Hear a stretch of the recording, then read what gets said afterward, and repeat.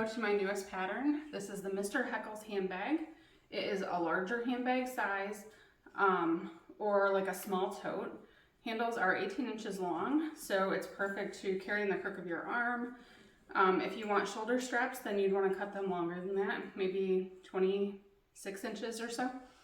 On the back of the bag, we have a slip pocket between the two handles. There is a triangle ring or D-ring on each side of the bag that you can clip the adjustable crossbody strap onto. You can also have this be shoulder strap length.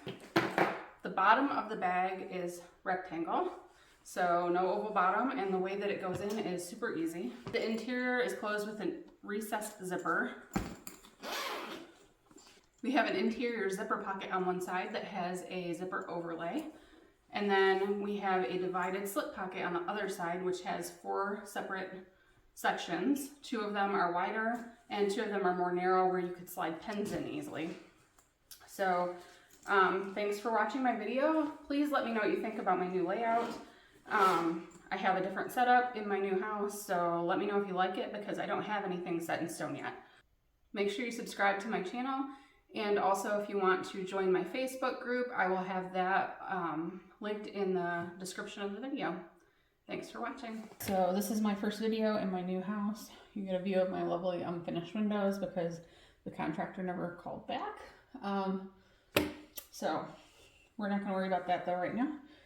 Hopefully this angle's good because it's different than normal. So let me know nicely what you think about it. And I kind of think I might get another light like over my sewing machine. I don't really like the lighting. So it's getting dark out right now. I don't know if it'd be better if it was dark out. I don't know, we'll see. All right, so anyway, let's go ahead and get started. This is going to be the Mr. Heckles handbag. And I cut it and fused it already, so there's a whole video for that. And let's just go ahead and get started sewing. So first thing, we're taking the exterior back bottom right side up, and then the exterior back top is right side down, and we are going to match those up and pin in place or clip. I clip everything. I say pin though, I think a lot, so if I say pin, I probably mean clip because I'm probably not going to use any pins. Alright, and I need a ruler.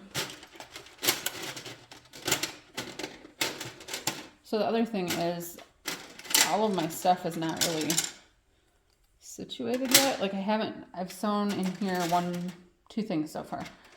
So everything's not like really in place, and I'm not really good about knowing where everything is yet, so bear with me. Okay, so I want to mark 3 inches in from each side because on the first step we are going to sew 3 inches in. I'm just using a regular pen for this because it's in the seam allowance, and on the back it doesn't matter.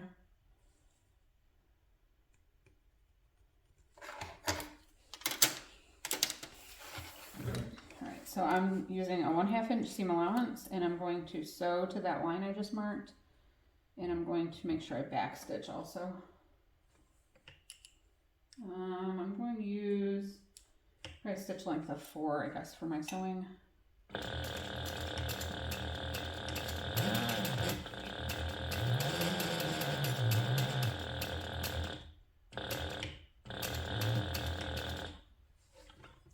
And I would like to add also that people say all the time that my sewing machine sounds sick or something. It's not. I think it's the kind of motor I have. My sewing machine is a Juki DU1181N, and the motor that I have is called a Reliable Sew Quiet 6000 SM. And I think the reason why it's that motor is because I have a stitch regulator. I don't remember if that's what it's called. A needle positioner. It's that. So when I stop, my needle always stops in the down position.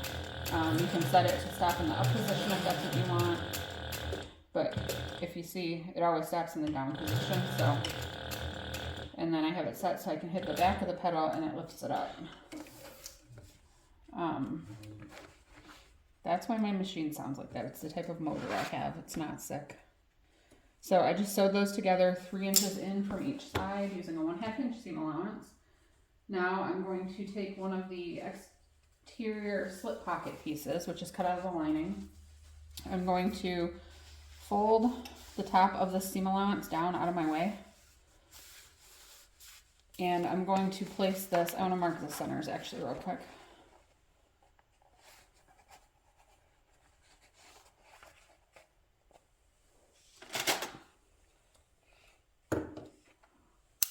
There's a bobbin stuck to my scissors.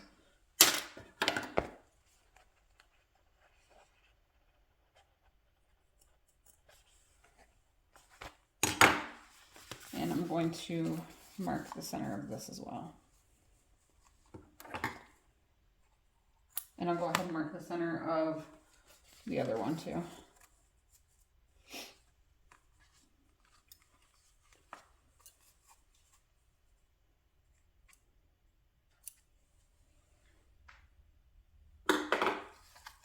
Okay, so the exterior back bottom is right side up. Fold the lining down out of the way, or the seam allowance, and then center this exterior slip pocket and clip in place. And then I'm going to sew that in place using a 1/4 inch seam allowance. The glitter clips that I get are from More Me Now. I have about 1 million of them, at least hundreds. But I think that's a good thing. Sometimes you break one. It's always good to have extra. All right, we're going to sew this in place using a 1/4 inch seam allowance.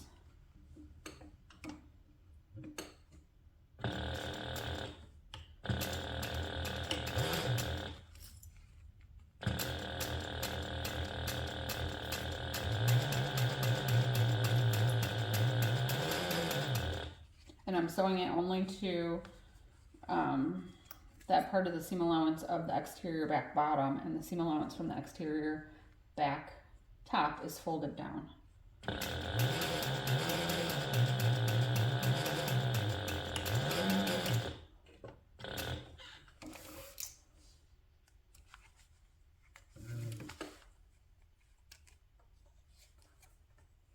Let me know what you think about this new angle. I'm still trying to figure out my setup here, so I can change it. I don't know what I'll do yet. All right, now we're going to flip this over. I think I'm just gonna get this out of my way and stick it through that hole. I'm gonna flip this over and now flip, you know what, that is a dumb way to do it. Sorry, so this pattern's not released yet, obviously, while I'm sewing this video or filming this video, and I haven't actually made this pocket yet because I tried it out on scraps. I had a different pocket on the original prototype that I made, and I didn't like it, so I switched it, and I have not made one yet. But one of my testers already did make it, and she liked it. So that's good.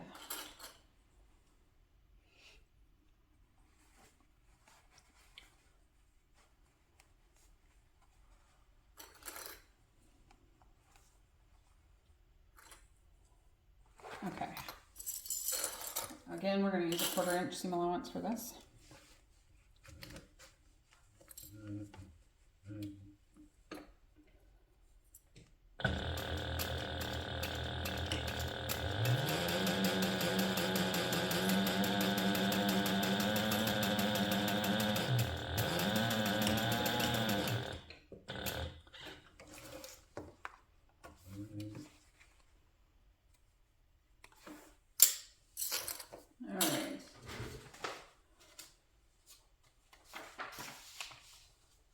Now we are going to fold the exterior back top away from the front, pressing the seam allowance open. One exterior slip pocket will be wrong sides together with the exterior top and one with the exterior bottom. So from the back, you have this.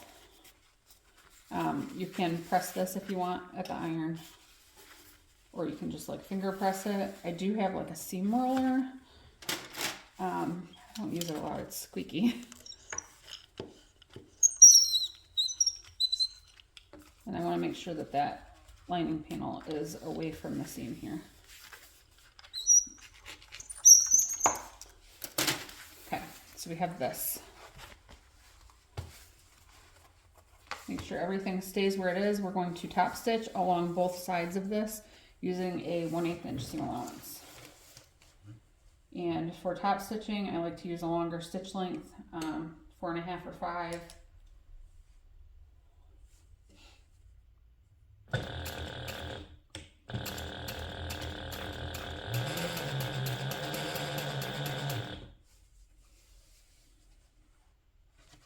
And I'm just double checking to make sure that pocket's out of the way.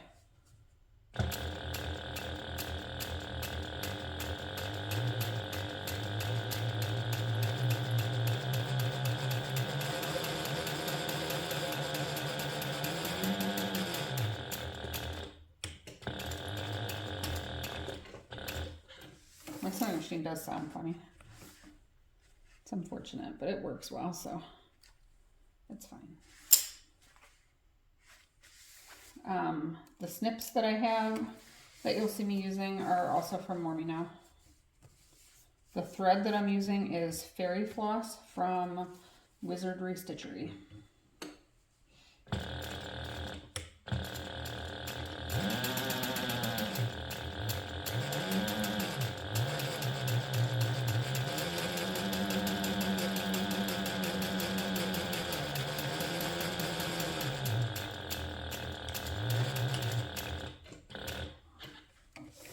And I will make sure that I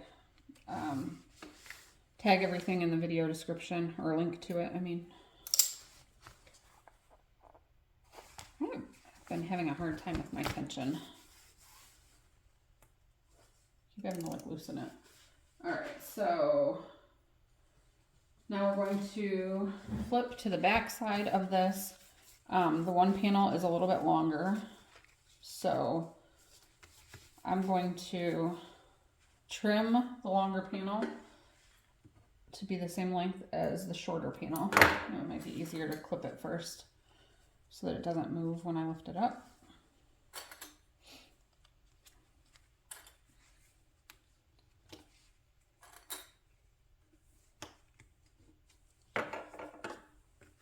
Alright, so we're just going to trim the longer panel.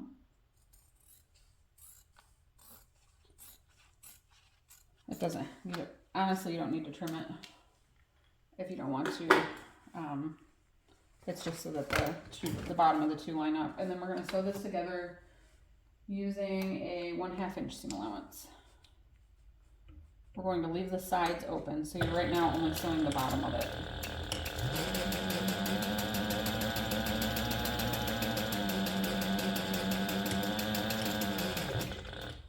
And the sides will get sewn closed later when you sew the strap connectors on. Okay, so that part is done. We're going to make our strap connectors, and then this just gives you a nice little slip pocket in the back of your bag. So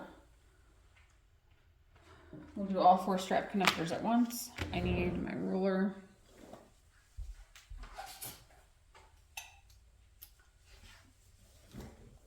All right, and I just decided right now that I definitely need the smaller ruler from More Me Now. That's like longer than this, but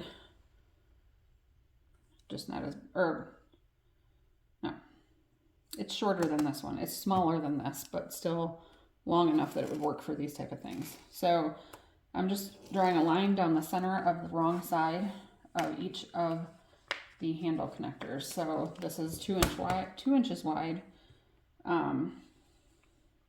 So I'm drawing a line that is 1 inch in from the edge.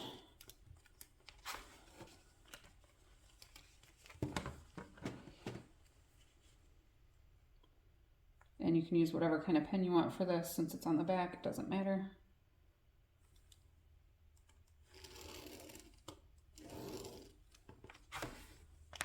Hopefully, it's snowing right now. I don't know if you can see that in the video. Hopefully, as it gets dark out, that it doesn't get too dark in here.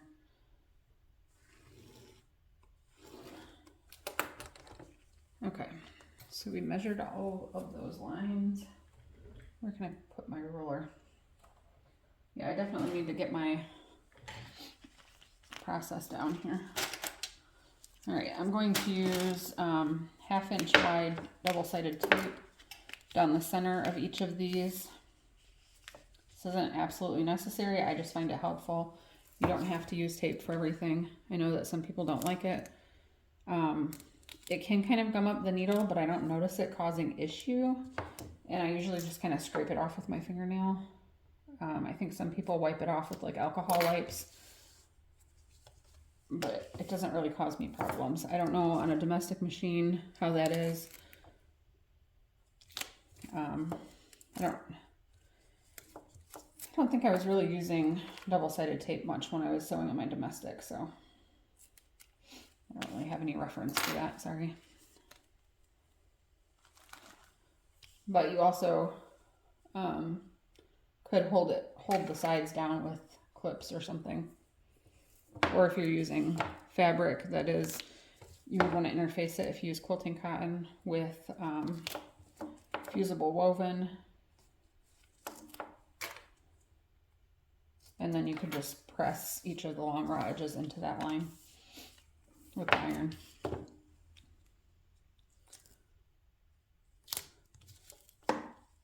Well, and also if you put most of your tape like toward the center, you're not really sewing over it a lot, so kind of try to keep it out of the seam allowances too. All right, now we're going to press each of the long raw edges into that line in the center. I think that double-sided tape, the 1/2 inch, I think this is from Weft and Warp. I have a lot of her double-sided tape, I think so. And I think More Me Know also sells the Weft and Warp tape on her website.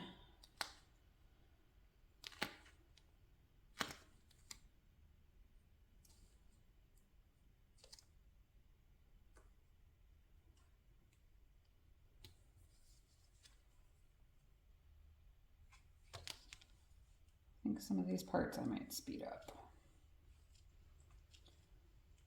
Or do we like real time? Does anybody actually sew along while I'm doing this? I don't know.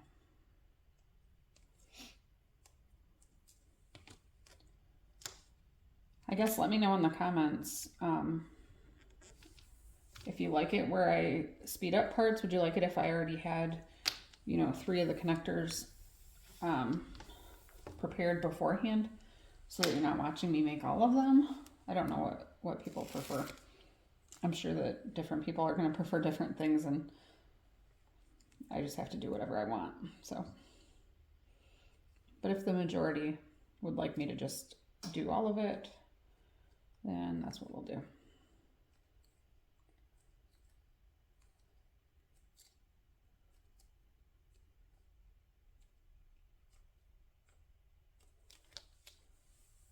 And maybe I will wait for my next one. I want to make one out of vinyl exterior, so maybe I'll wait and do that one like live. I've not done a YouTube live. I have enough. I mean, I think you only have to have 1,000 followers to go live. So I passed that, but I have not done a live video on YouTube before. It seems too like open. I don't know. I've done it in my group several times, and that's different because it's like limited to however many people are there. I don't remember, 20 something thousand, which is still like a lot of people. But it's limited to 20-some thousand people, not the whole entire world. Like, it's not billions of people.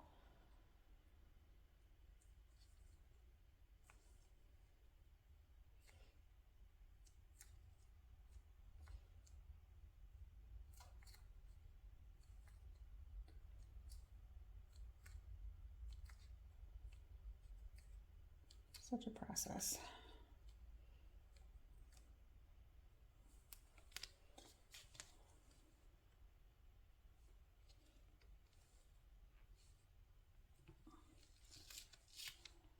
They look better if I do it while it's laying down.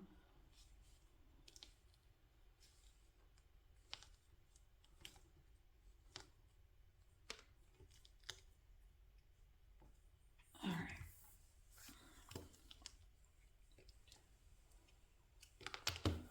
One more.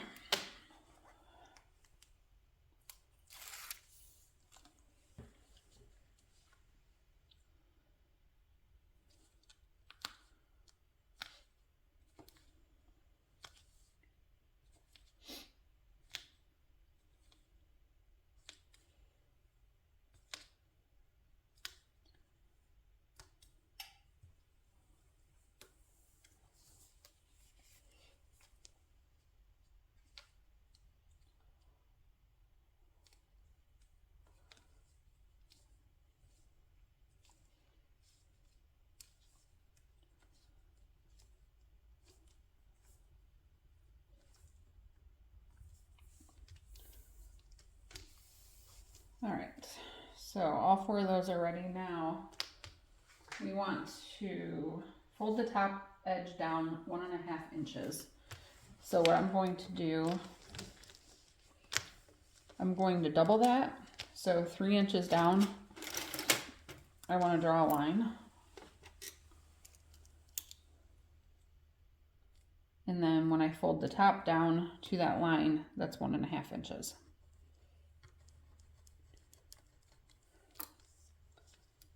And I can mark on this with whatever I want because it's going to be along the back of the bag, or, you know, nobody's going to see it. It's going to be sewn down.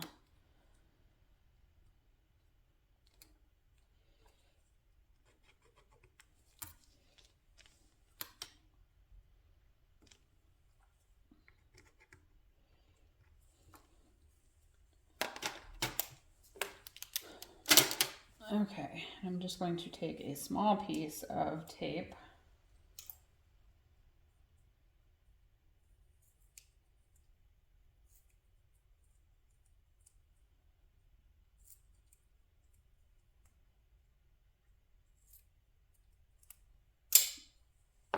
On each one of these right above that line.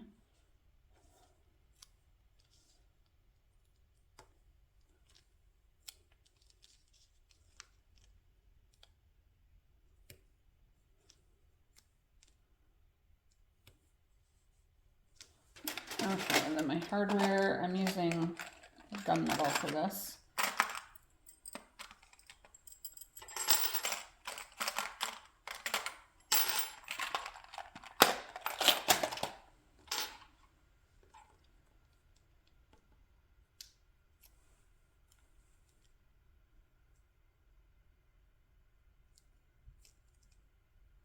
All right, and you just press that down with the rectangle ring in the fold, and there's your connector.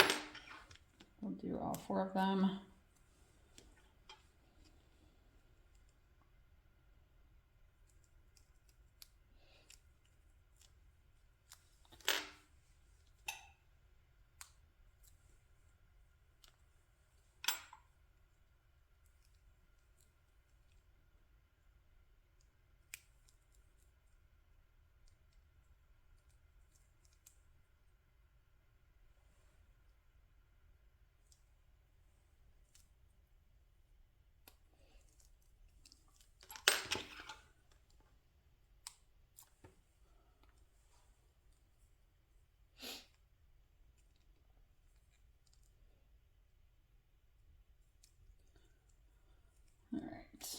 If you are using vinyl like this on a domestic, I would use a Teflon foot because it can get sticky.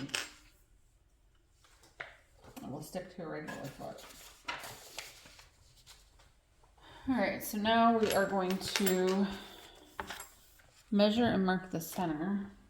I'm going to trim this little bit of interfacing from the side real quick. I like it to line up nicely.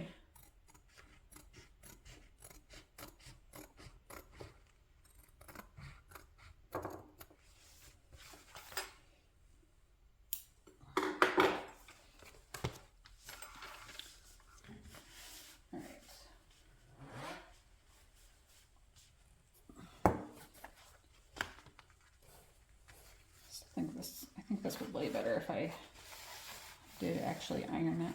I'm just gonna really like crease that down with my fingers. Okay.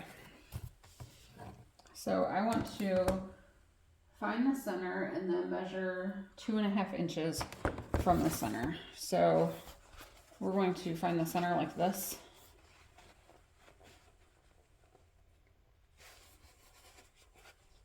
Fold, and I'll put a little snip there. There's my center. All right.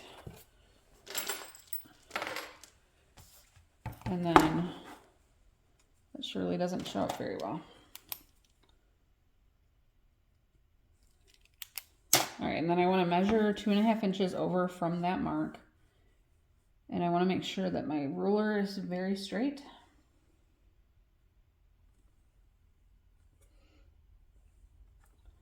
And I'm going to take one of my strap connectors. And I'm going to use more of my tape, so double-sided tape really is very helpful. And I use a lot of it, so you don't have to. There are other things you can use. They sell sew-tights that are magnetic. Like instead of pins where you're using vinyl and things that you can't pin, you can use the sew-tights. So that's an option. So make sure your ruler is still straight, and I'm going to stick this strap in place.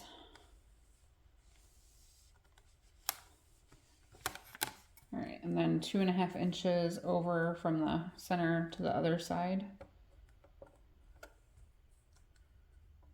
And make sure the ruler is straight again. And then I'm going to repeat the process.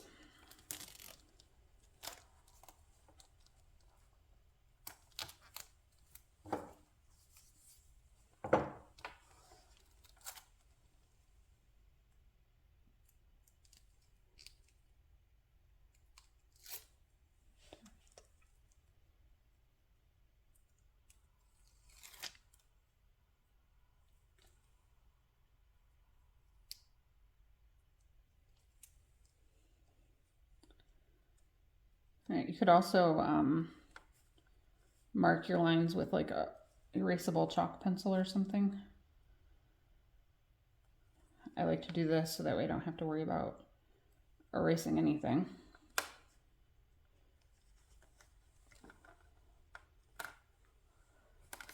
All right, so I've got both of my straps in place. The pocket in the back goes behind those. So you want to make sure that it stays in place. When you start to sew this, make sure that the pocket is behind the strap connector. So if you wanted to, you could also use double-sided tape to hold that in place. I think I feel comfortable with it that it's going to stay. But this is what closes the sides of the pocket.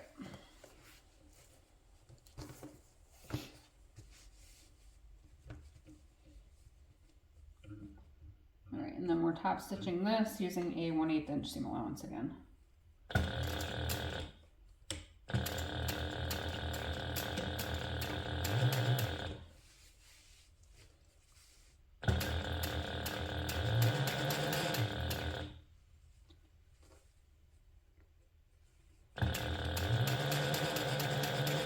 We're going to sew up as far as we can to the rectangle ring.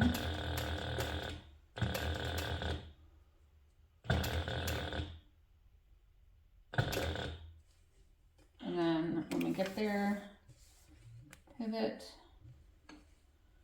and So across the strap. And then I'm going to back stitch and then stitch across again. And then sew back down the other side, also using a 1/8 inch seam allowance, which this is just a little bit bigger than that. So I'm going to kind of put a partial stitch here. And I just get the needle close to it and slide the fabric over so that it's at 1/8 of an inch. And then also down that side.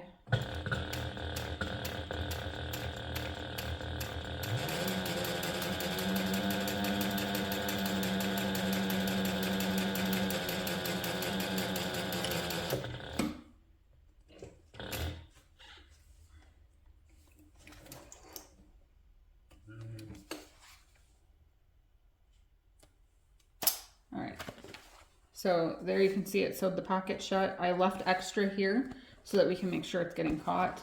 And then we're also, it's optional, but we're going to put rivets in these once I sew all 4 on. So.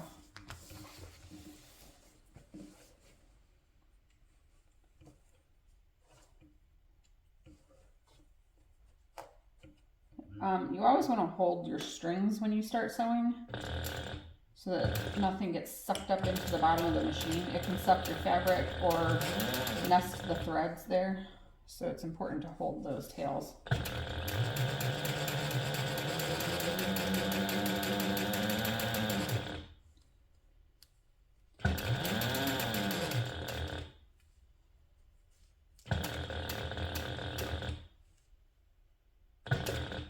Alright, try to make sure I sew up to the same point that I did on the other side so that they're even.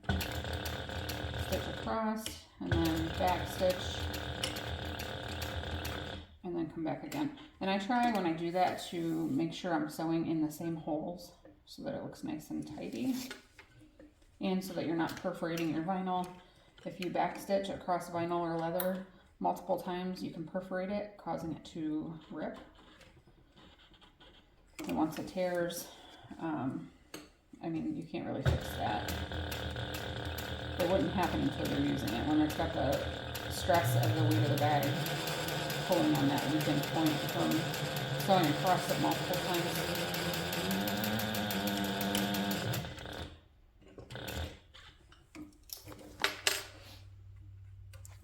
And I did also just oil my machine and everything, so the sound really is because of the motor I have. All right, so both of those are sewn on. Now we're going to repeat that to sew the connectors to the other side. So this is the exterior front. I'm going to trim up my interfacing again. Something I'm a little bit picky about. I feel like to have more precise sewing, you have to start with precisely cut pieces, so I try my hardest to do that. All right, so we want to find the bottom center again.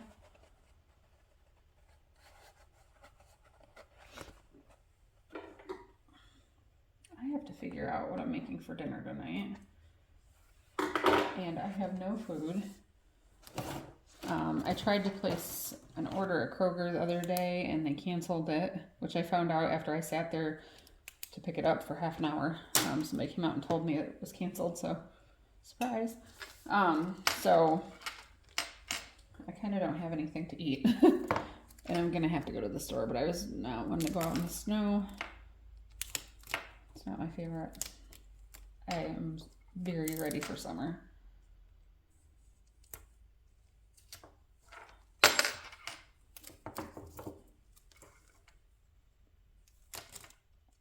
And my husband is not here today, so I can't ask him to go.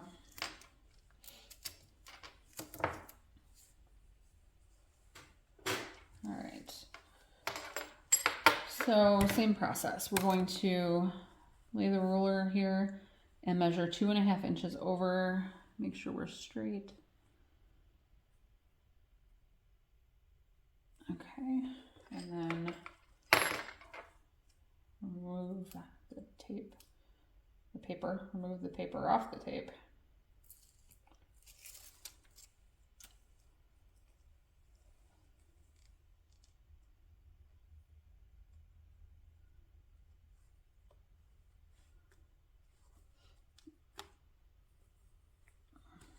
And I'm going to stick that in place. And then I'm going to repeat that for the other one. Also 2.5 inches from the center.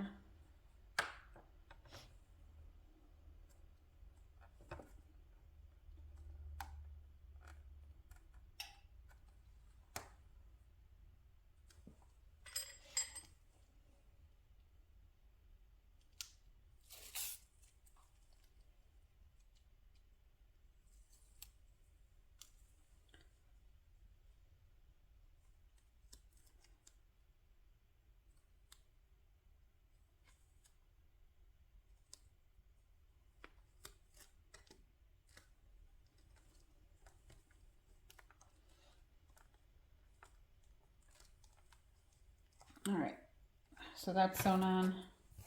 No, it's not. It's stuck on. All right, so we're going to top stitch around both of these, also using an 1/8 inch seam allowance. Same exact process as the last one.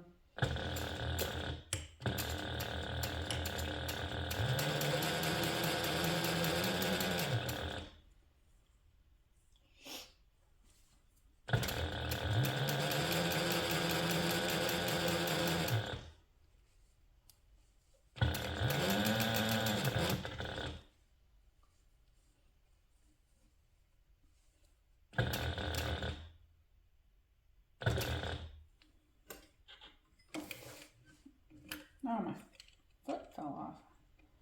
Does that ever happen to anybody? I must not get it tight enough, but I swear I do. Ooh. If you need a cute screwdriver, this little rainbow glitter screwdriver is also from Mormino, like every single thing I own.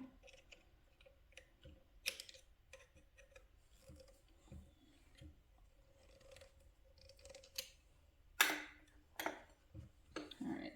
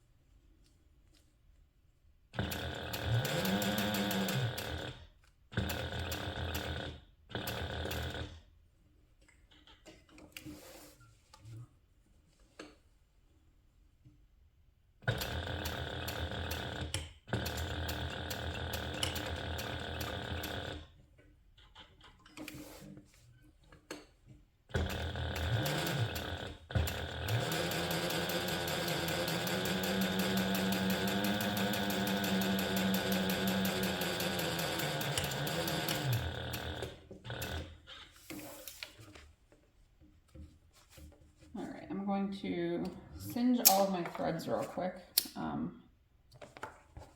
So not necessary, but I find that it helps them to not come unstitched. So just be careful, don't burn yourself. Don't burn your house down.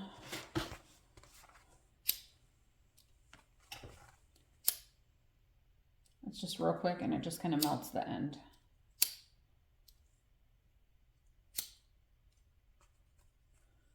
All right, so all 4 handle connectors are sewn in place. I want to put rivets in these, so I'm going to grab my rivets. Okay, so I'm just going to measure, I don't know,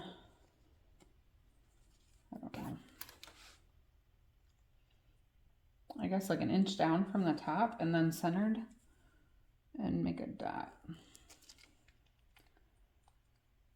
And I'm going to do that on all of them.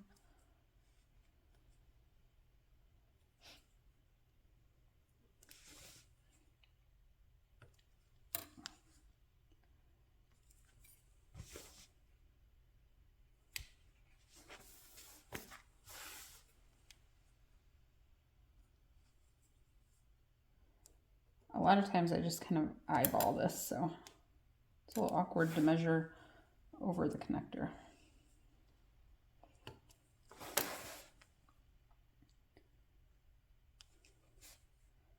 All right, centered, centered. Do they look even? Yes, they do. All right, now I have my hole punch. Can you guess where I got it? If you guess more me know, you're correct. It's shocking, I know. So I'm going to scrunch this up and get it in there.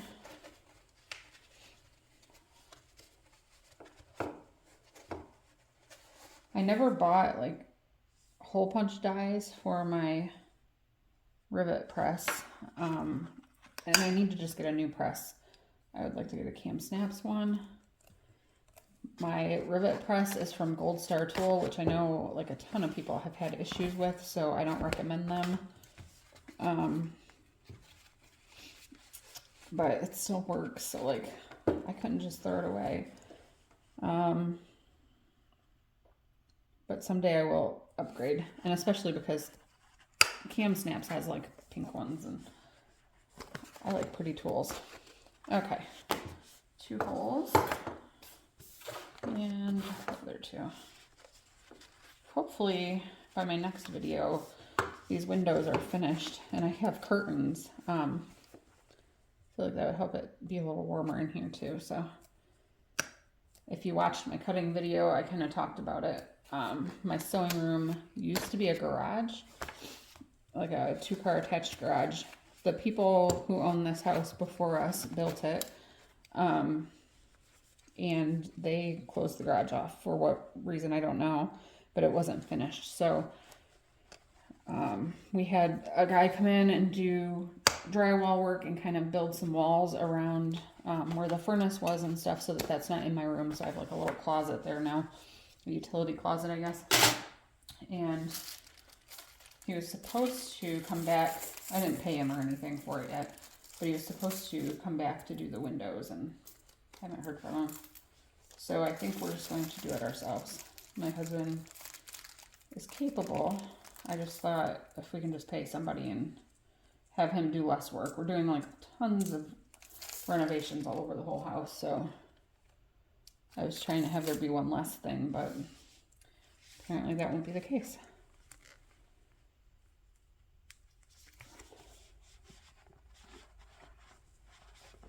Oh, my hole didn't punch all the way through. I do need to, okay, rivet press. That's going to be at the top of my list of things to buy.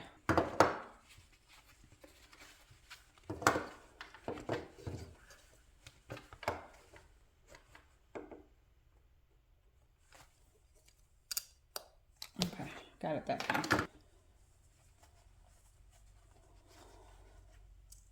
It's also going through several layers right here because of that seam allowance, so.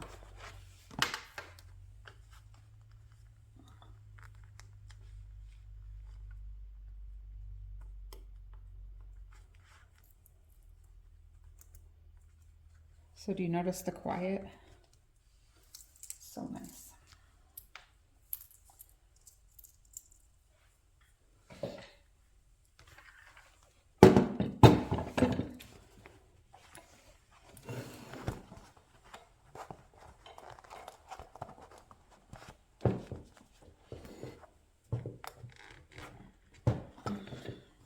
Okay.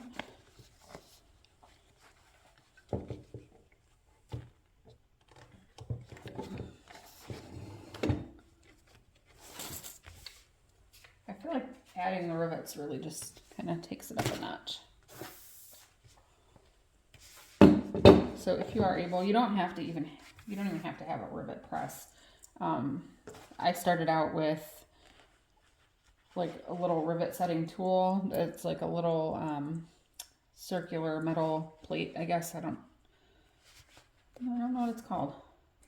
And then there's a part on the top. I think some part of it's called an anvil, maybe. I don't know. You use a hammer, and it works. It's a little more difficult, and I feel like you're more likely to not get them set properly. So if you're able to invest in a rivet press, I definitely would do this. Not this one, but in general. And the Cam Snaps one is highly recommended. And like I said, it comes in fun colors, so. All right. So rivets are attached. That looks very nice. All right, we're going to set the main panels aside. I'm going to move my press. Now we need to make the crossbody connectors. So here we have 2 of them. They are 2 inches wide by 3 inches long.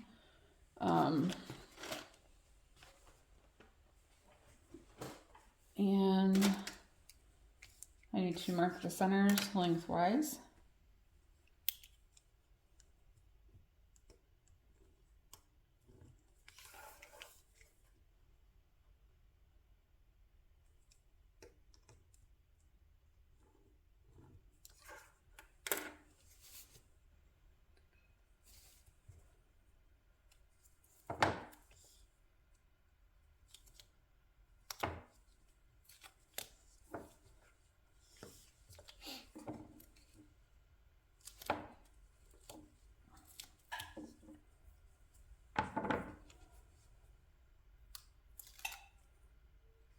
So we're going to fold each of the long edges into the center mark.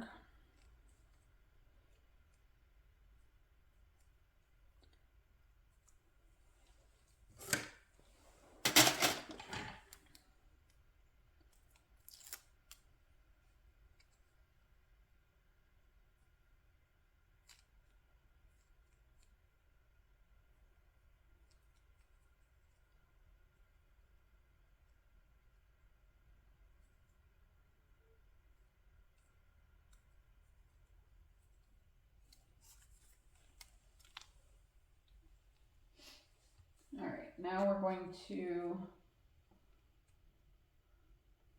mark 1/2 inch up from a short side on the back of each of these.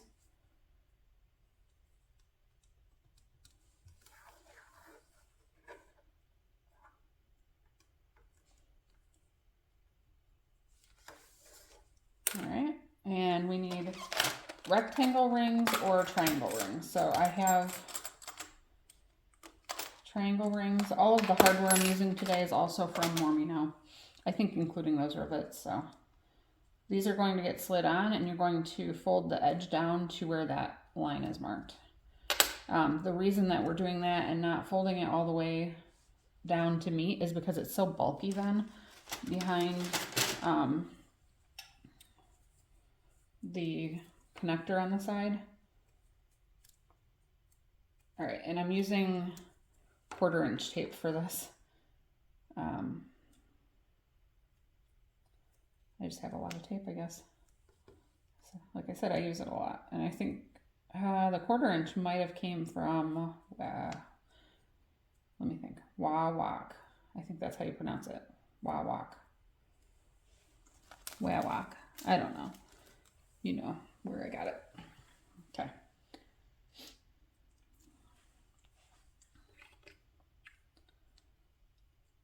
So I'm going to fold that down to the line, stick it together, repeat on the other one.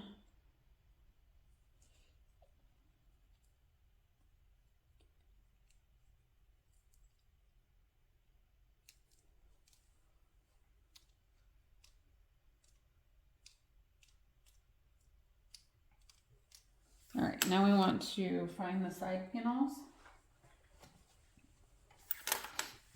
And on our side panels, we want to find the center first. So I'm going to fold it. It's the easiest way. A little snip. And I'll repeat that here.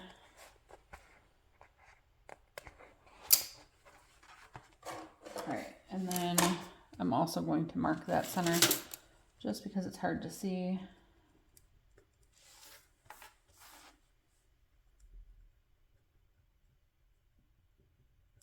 Okay, now I want to measure from that mark 3 inches down. So the top of this piece is not exactly straight, so you won't like line it up straight with the top, but you want to mark 3 inches down from the center.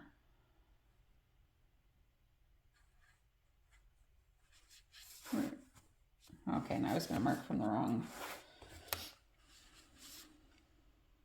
So you do want to make sure that your ruler is straight though, by making sure that, I guess each of the sides is about 1/8 of an inch up from the 3 inch mark. So here's the center, and I want to draw a line that is 1/2 inch or 1 inch wide right across the bottom of that. And you can use regular pen for this because you will be covering it up. And I'm going to do the same thing on the other one.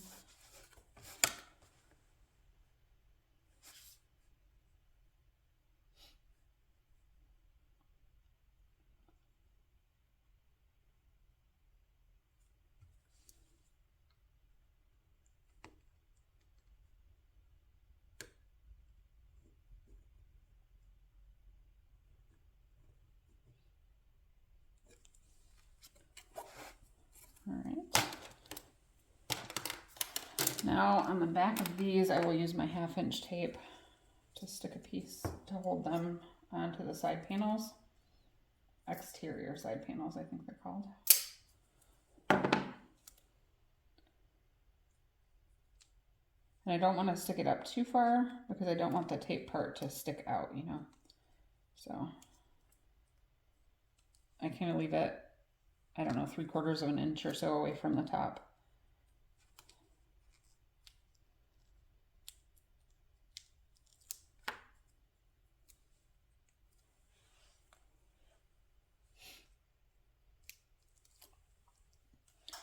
And I'm going to place that where the bottom of the connector lines up with that line.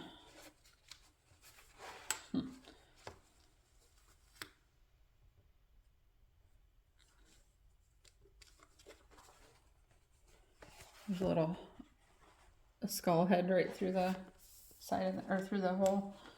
It's cute. Do that on both sides.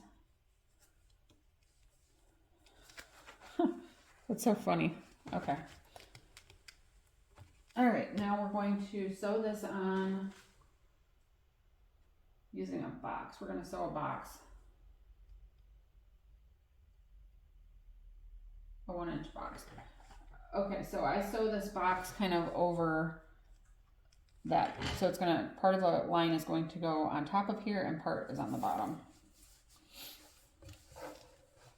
It doesn't have to be exactly 1 inch, but keep it down a little bit away from where the connector is because you will be putting an overlay over this and you don't want the stitching to stick out.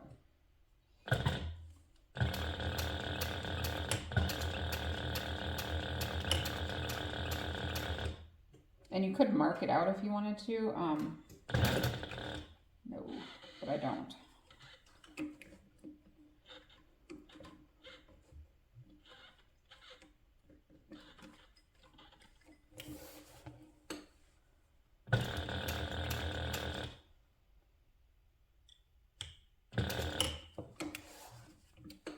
And this part all gets covered up, so it doesn't matter if you're messy like I am.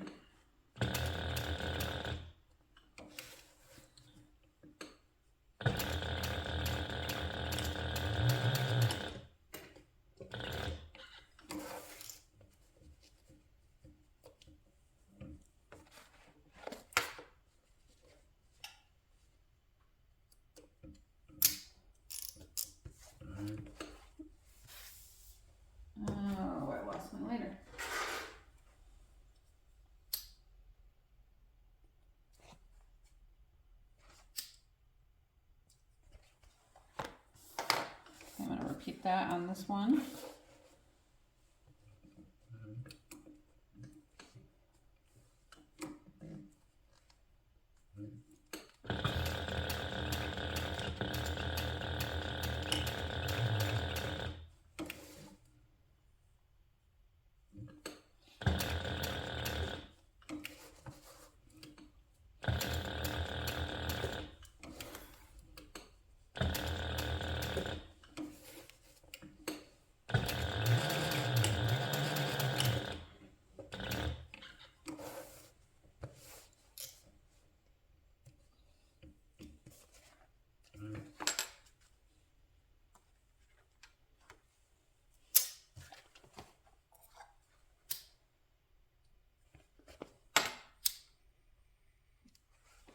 Alright, side panel accents. These are 3 inches wide. So we're going to measure 1.5 inches in from each side to mark the center.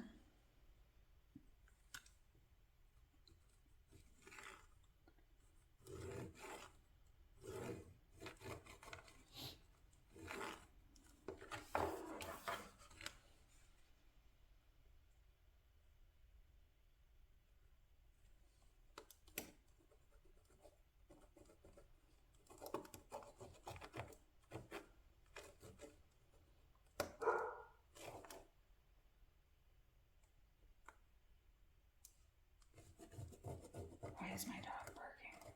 She's probably barking at me, honestly. I bet she can see me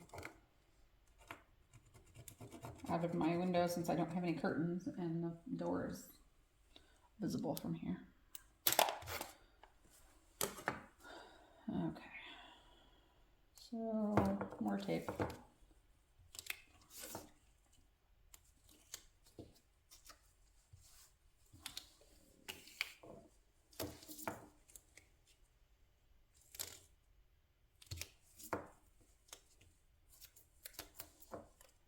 I might have to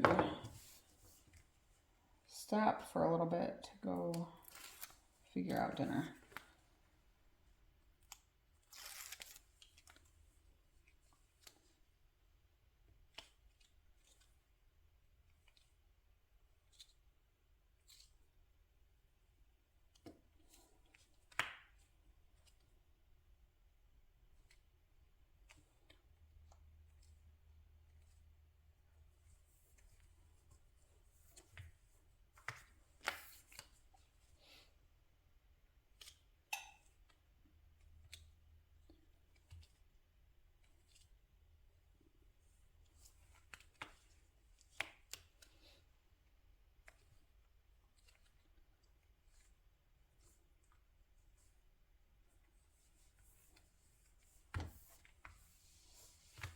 All right, now,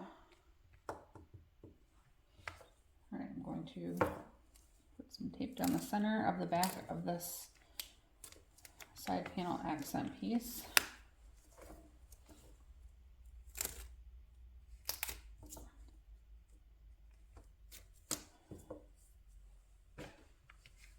And I'm going to measure 1 3/4 inch down from the center. So that will be right about there.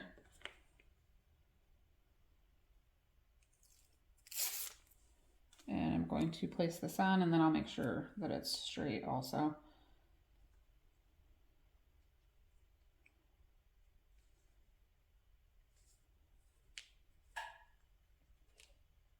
This part you might want to keep in mind what your machine can handle,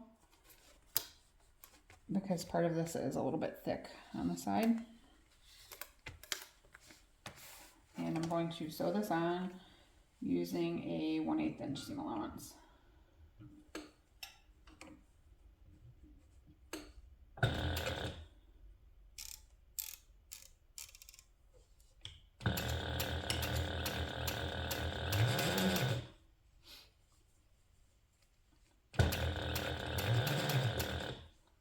And I think I need to invest in an actual hump jumper because that would make some of these things much easier when I'm sewing over different thicknesses.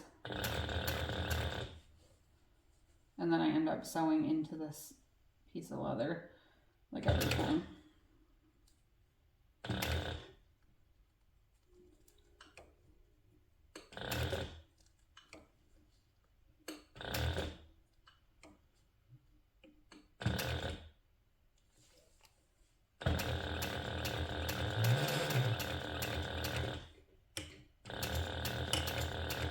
And I do that so that my machine doesn't like skip stitches. It helps it to go over the multiple thicknesses. So actually looks really good. Pleased with myself. Okay. Again, 1/8 of an inch on the bottom.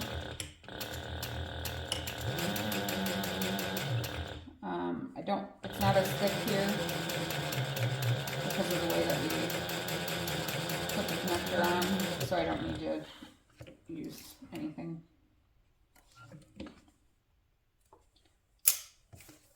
All right, so right now we have this, and that's just like the prettiest vinyl ever. I love it.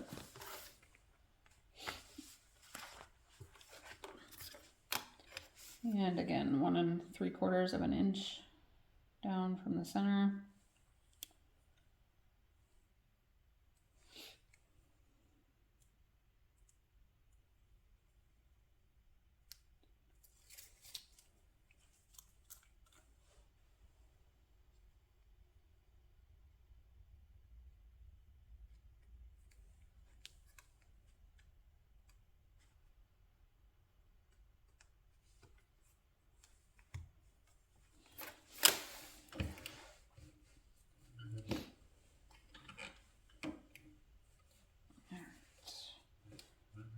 Of an inch.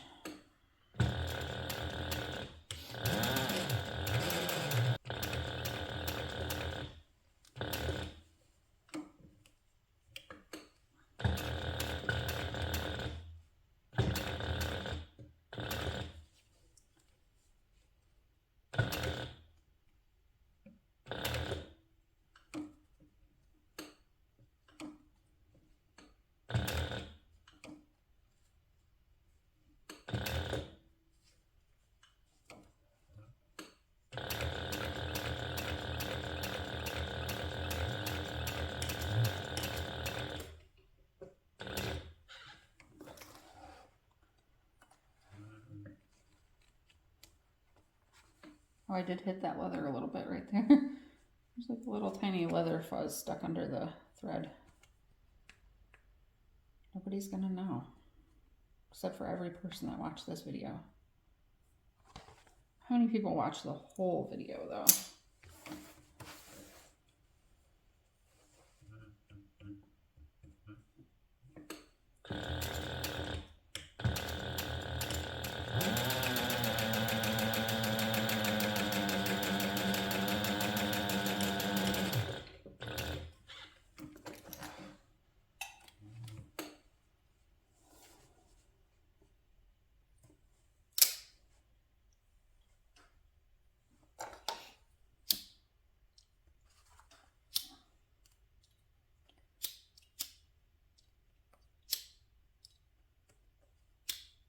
If you use a lighter, do so at your own risk. I'm not liable for anything that you do wrong.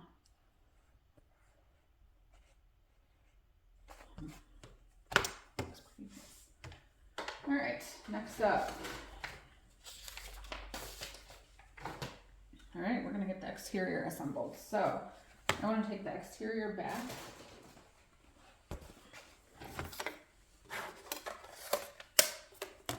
And one of these side panels, and I'm going to place them right sides together. I'm going to use some clips to hold this in place.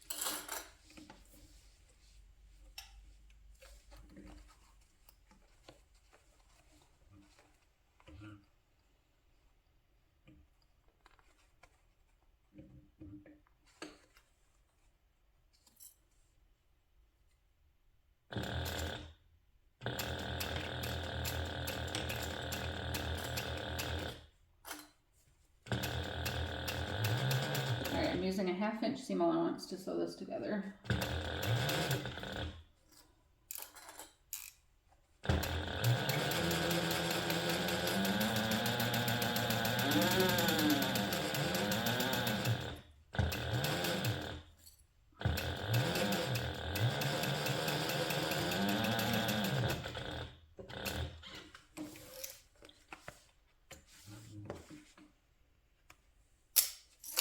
We're going to then flip this. The seam allowance is under the back bottom and back top. And we're going to top stitch this using a 1/8 inch seam allowance. You can press it, but don't touch your vinyl. If I didn't mention in this video, my exterior fabric is from So Dolce.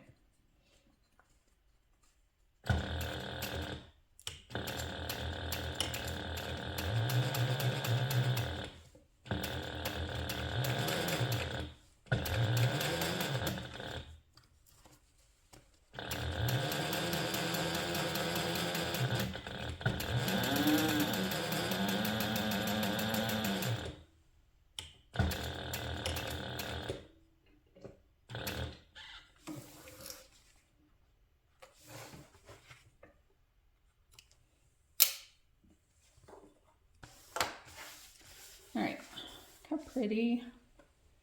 Now we're going to take the back exterior and place it right sides together with the exterior side panel. Line it up and clip in place. I might have pizza delivered. I think that would be a good idea, because then I don't have to go out in the snow, and I'm willing to tip decently if I don't have to, so.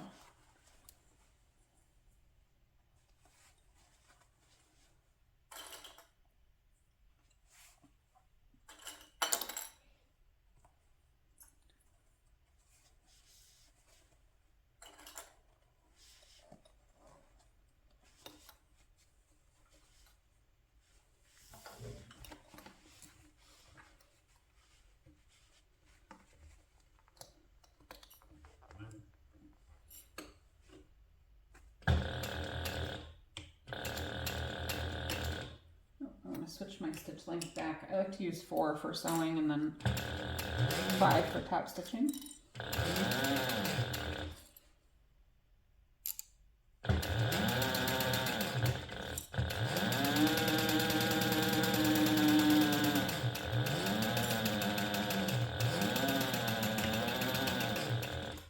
I would just like to say that my toes are really cold.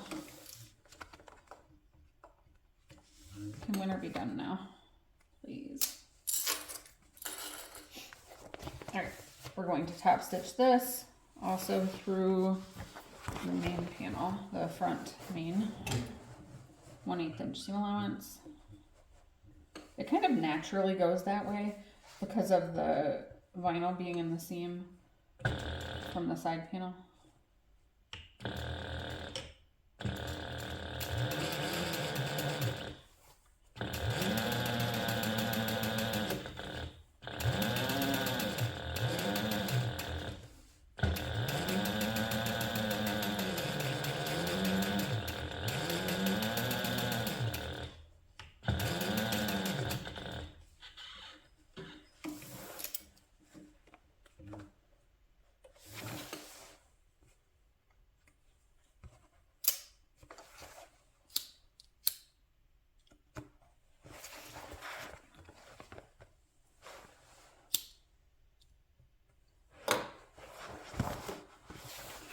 Look, it's beautiful. All right, this is gonna end up being like a long tube when we're done.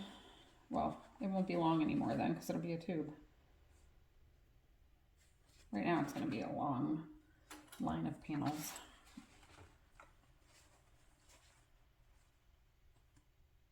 What do you think Dollar General has for dinner? I might go to Dollar General. They are close. have a Dollar General about 5 minutes away, so.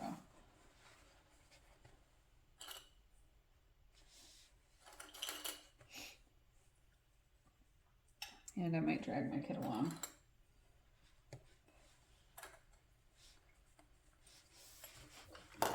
Which he will not enjoy. All right, we're gonna sew this together. 1/2 inch seam allowance.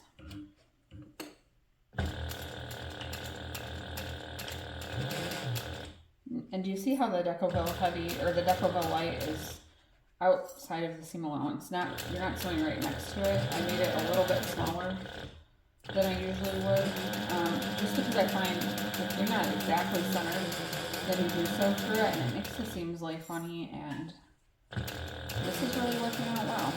So I think future patterns, I will do like this, and as I update any current patterns, I'll probably change them to be the same way. It's like maybe 1/8 of an inch more than 1/2 inch. So what do we call that? 5/8, I think. And it's not, I think, I do know. It is 5/8, but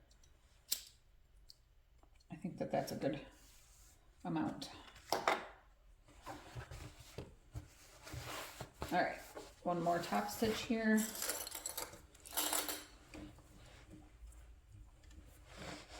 This is very reminiscent to the assembly of the UNG hobo bag. Oh, we want our stitch length to be 5.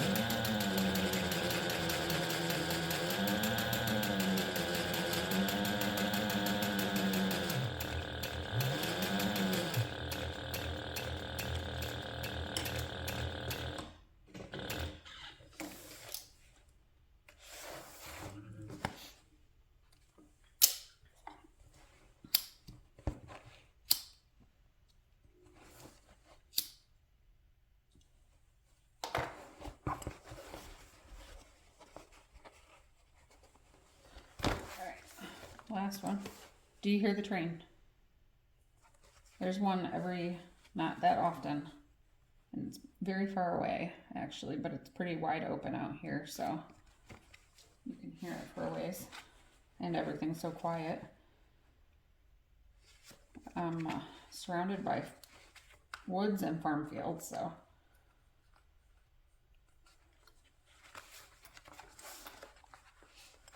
There's a plot of farm field right next to my property. Had beans in it, I think, when it was warm out. Soybeans. So I think they also plant corn there because the Google Maps image, there was corn in it. So I don't know what it'll be this year. If it's corn, then it's kind of crazy because you can really not even see my house from the road, which I don't mind. All right, 1/2 inch. Switch my stitch length back to 4.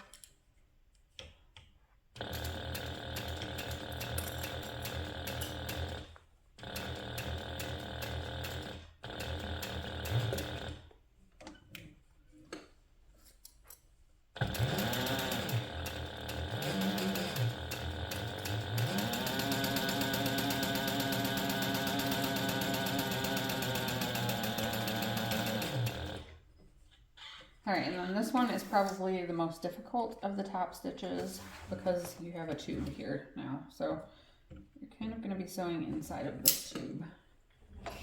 It's a little tricky, but it's not impossible. So you just have to be a little more patient and kind of adjust your bag a little more frequently to move the top part of it out of the way. And I want to start from here. I always like to do my top stitch, or like look at my seam allowance to the right of the foot. Technically you can do that also to the left, but this is just what I always do.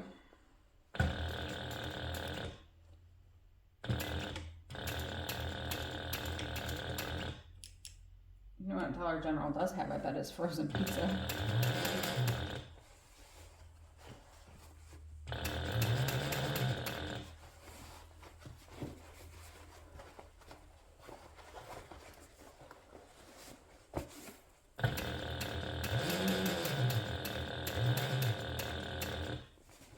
sounds pretty easy to cook.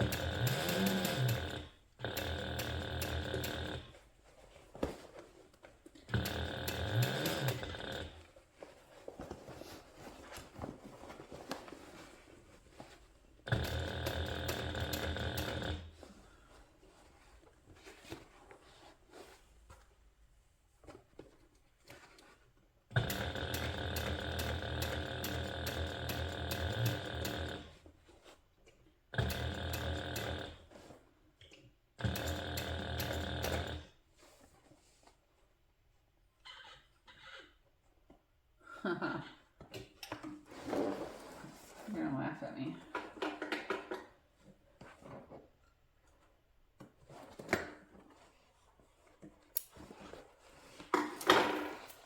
So, oh, it came off. I sewed right through here. It was like attached to my top stitch.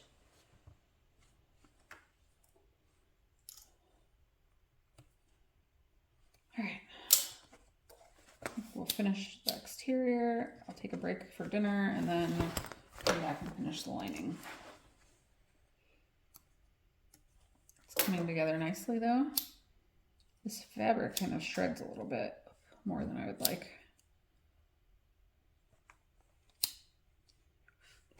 Okay, so there we have a tube. Now we're going to take the bottom contrast panel and place it inside of this tube so that you're aligning the short end with the short end of a side panel, or the bottom edge, I guess. Clip that in place. Oh, I'm hungry.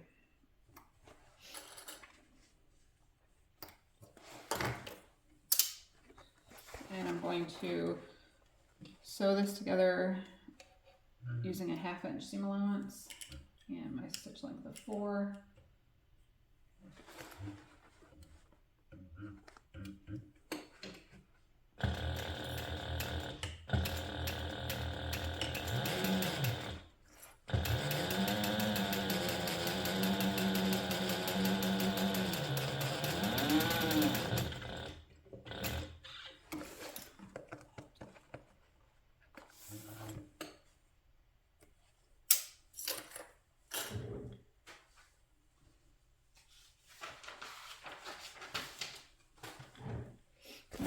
We're going to pull that bottom panel out.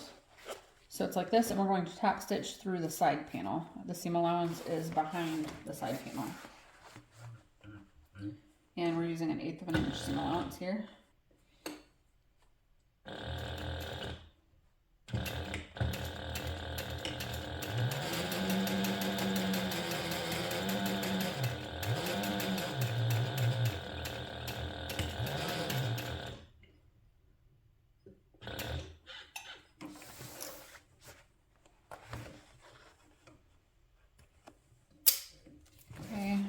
To repeat that to attach the other end of the bottom contrast to the other side panel.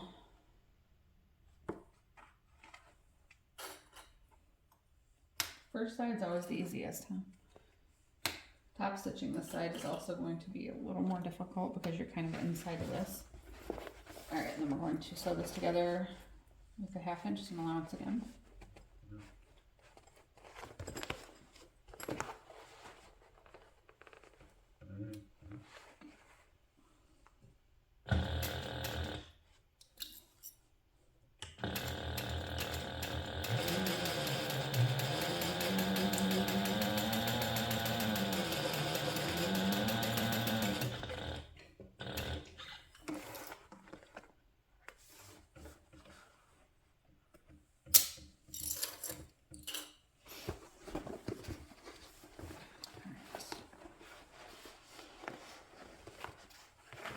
So now we're top stitching through the bottom of the side panel using an 1/8 of an inch seam allowance.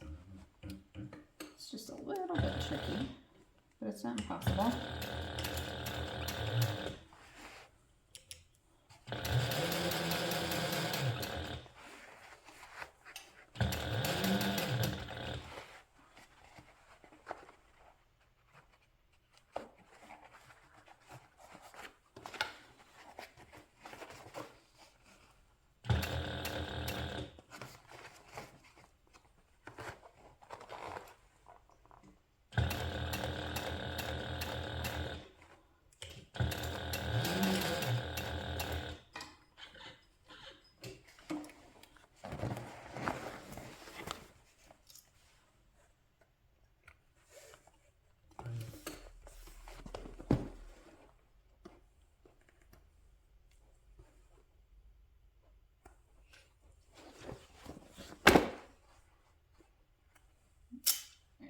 trim my threads again, or singe them.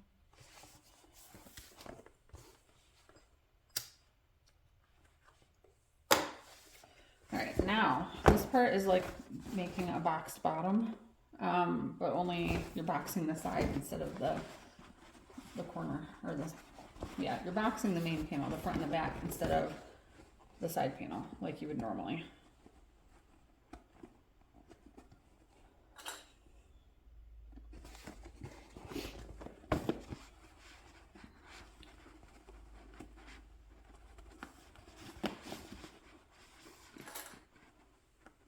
And it can be a little bit tricky, but it does work. I don't remember if the second side of this one was easier or more difficult. I like to sew this. I think it'd be easier to sew it with the bottom panel up, actually. Oh, my neck hurts. That's when I know it's time for a break.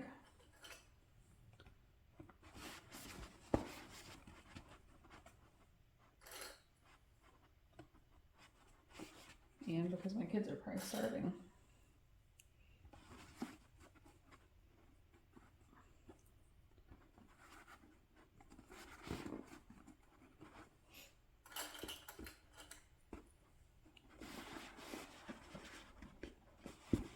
Okay.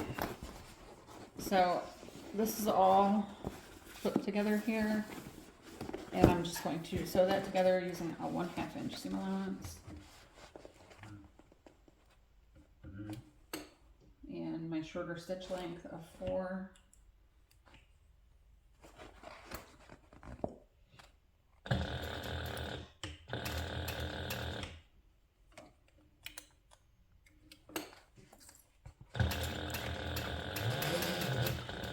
And again, you're sewing next to the duffel belt heavy on the bottom, but not through it, and you're kind of an eighth of an inch or so away from it, which is easier. It's just easier than having it be right next to.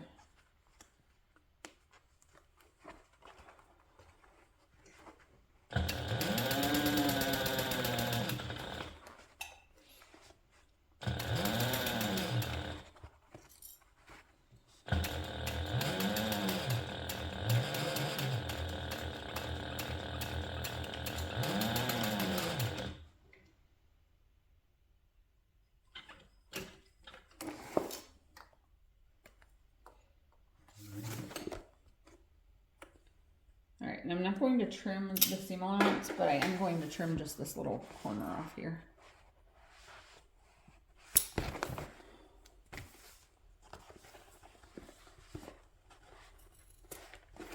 And I don't know if that even matters. It just seemed like it should be trimmed.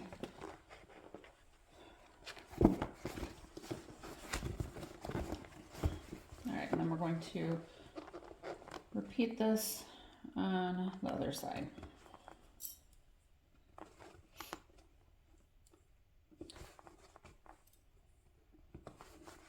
No matter how badly I want to turn this right side out so that I can get a good look at it, I'm not going to, because we need to have it inside out to attach the lining.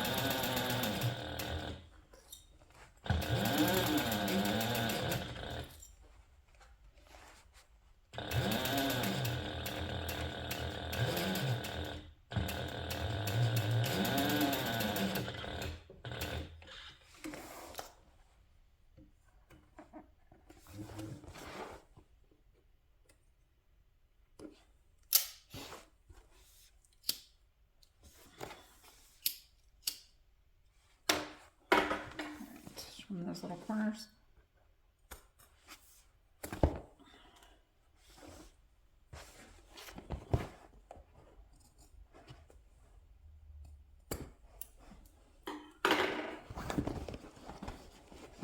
Alright, so the bottom ends up being part of the side panel and the bottom panel.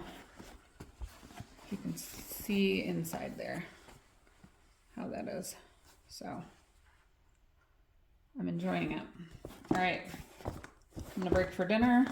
This is a pretty decent sized bag. I would call it like a small tote, I guess.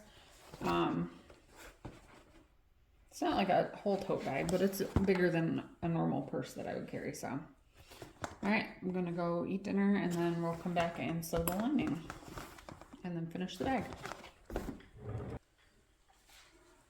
I'm going to start with the lining. So first we want to take the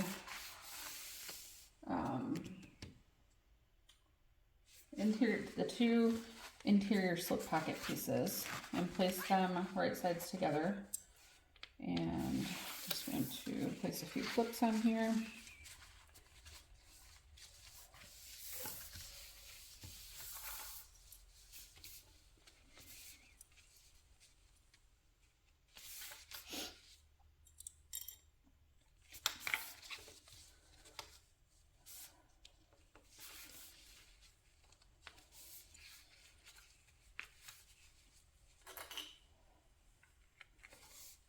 We ended up with frozen pizza for dinner, so if anybody's wondering. All right, we're going to place those right sides together and sew them together using a 1/4 inch seam allowance.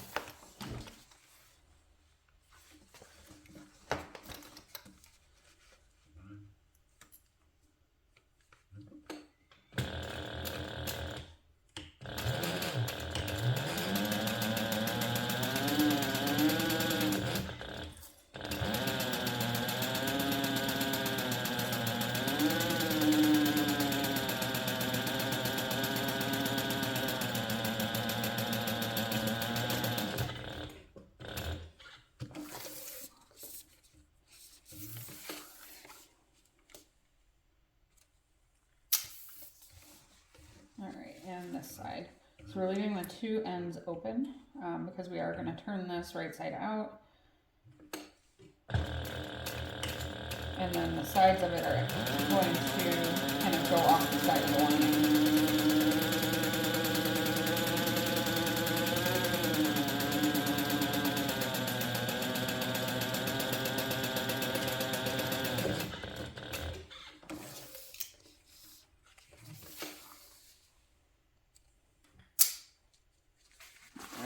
So, turn this right side out.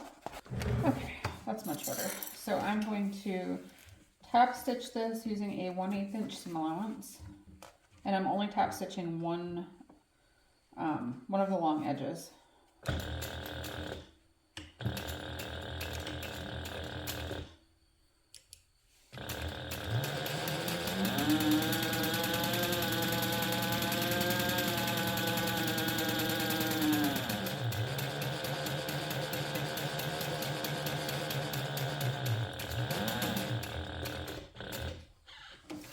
That got a little wonky.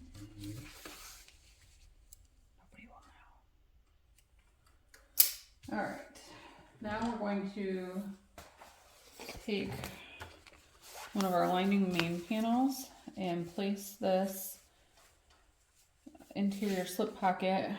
It should be 1.5 inches up from this part. So like the bottom, like higher up edge. I don't know what to call that. The bottom center part.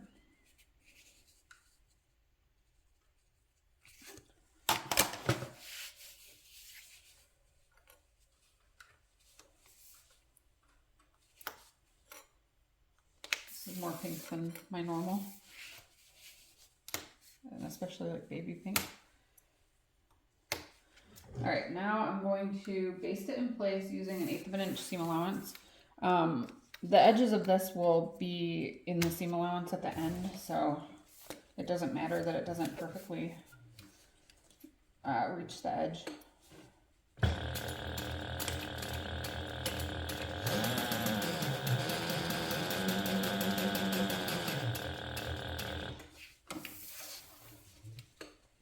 And you could use double-sided tape if you wanted to hold this in place. I don't really find it necessary. Or you could use those magnetic sew tights, which I actually bought.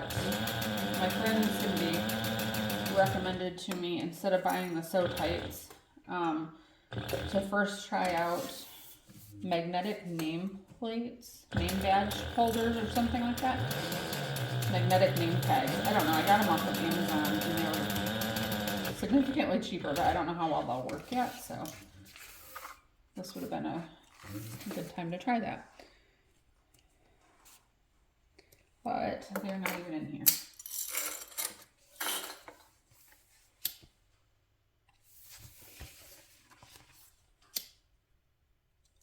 Alright, so now we're going to sew the pocket parts on. Okay, so something I found that I like to do instead of marking my lines is to use masking tape, and then I can sew right next to it and then peel it off, and then I don't have to worry about if my invisible pen, you know, actually erases or getting chalk out or whatever.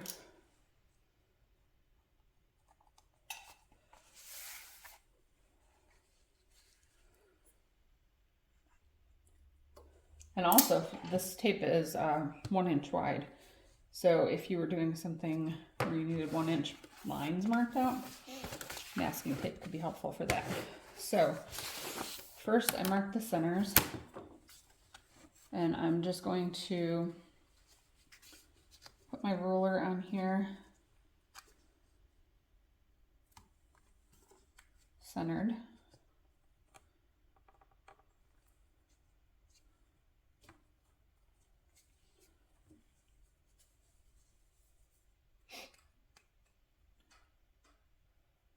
And I'm going to take a strip of masking tape.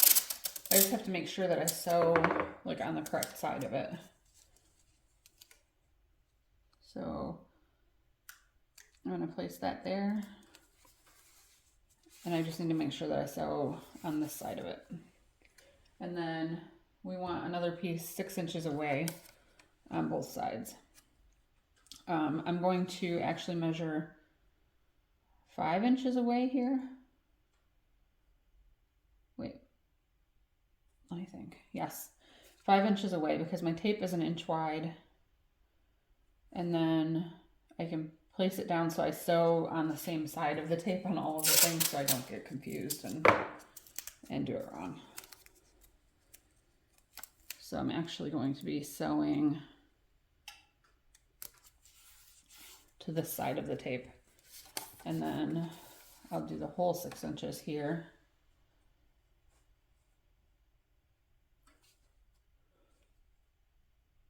That's not right, is it? Oh, it's 6 inches from this side. Okay, so just don't get confused if you're using tape, because it's easy to do.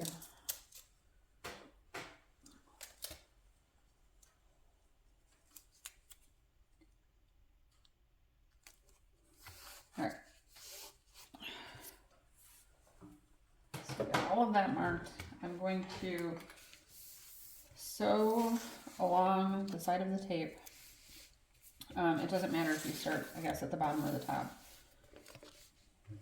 You just want to make sure, however you do it, that you backstitch really well at the top, because you'll be going in and out of the pocket frequently.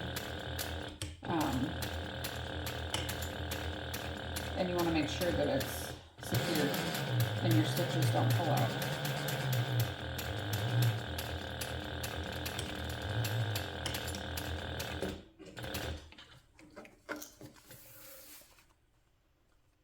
And you could also, if you wanted to, start sewing from the bottom, sew up, and then over like just one stitch, and then sew back down.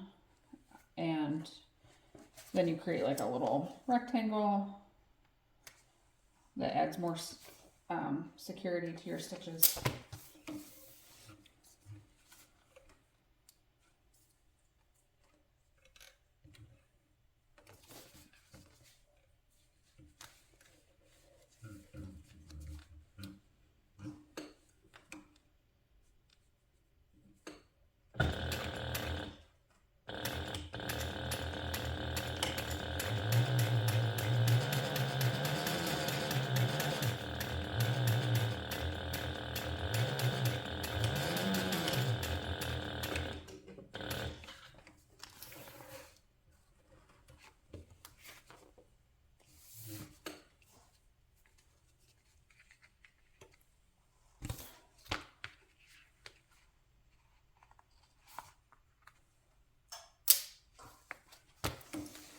Alright, this is like Pepto-Bismol pink.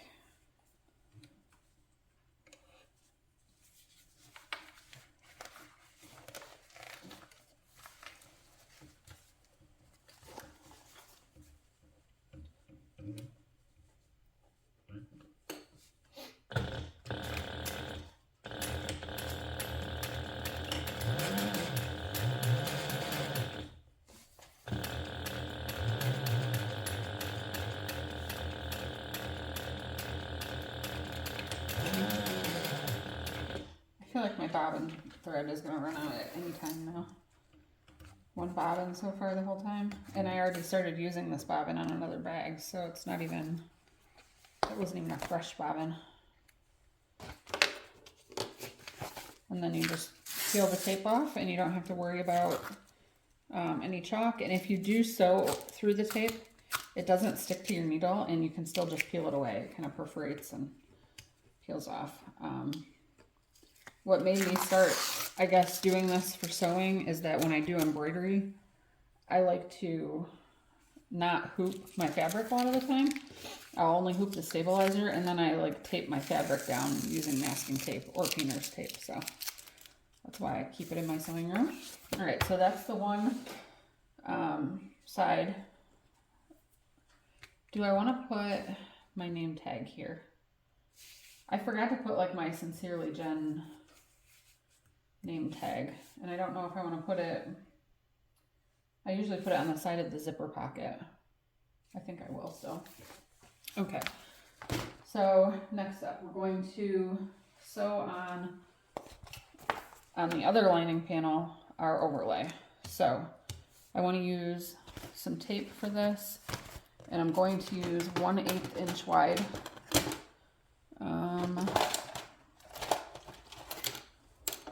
okay, the core is falling out of this. It's fine. All right, so I'm going to place it, you want to use tape around the outer edge only, like not near the rectangle opening in the center. And this is important.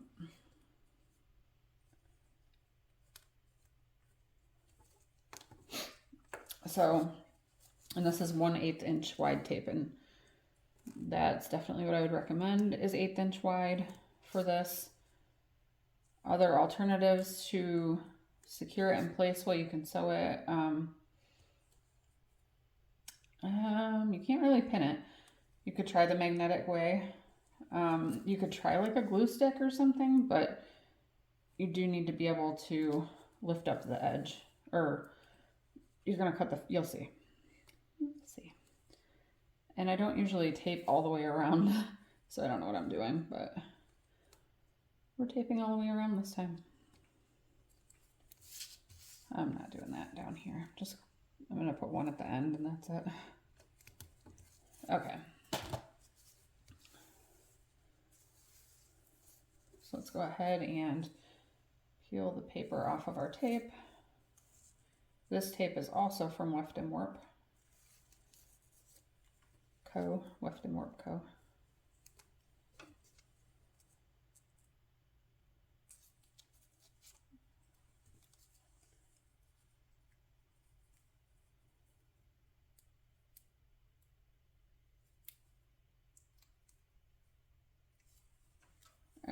So we need to find the center and measure 2 inches down. So let's see. I want to push that off there. 2 inches down and centered. The center will be 9 inches. The center of this, I probably should have marked, or at least done this before I had tape on it. Okay.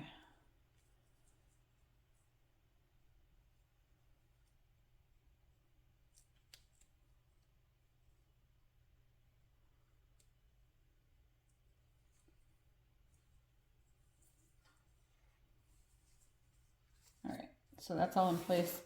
Now I want to make sure I don't forget my tag that I got, which is the Girl Math tag from Mormino. See, and look, it says made with Girl Math. It was practically free. It's so funny. All right, and I'm just going to stick that right under the edge of the tape, or right under the edge of the overlay.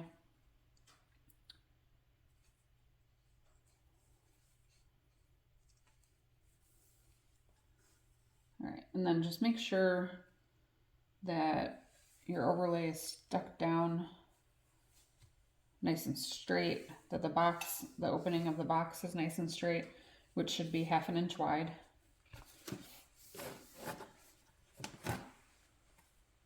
All right, and now we're going to sew using a 1/8 inch seam allowance around the outer edge. You can start, I guess, wherever you want. I'm not going to back stitch on this part. I'm going to pull my threads through to the back.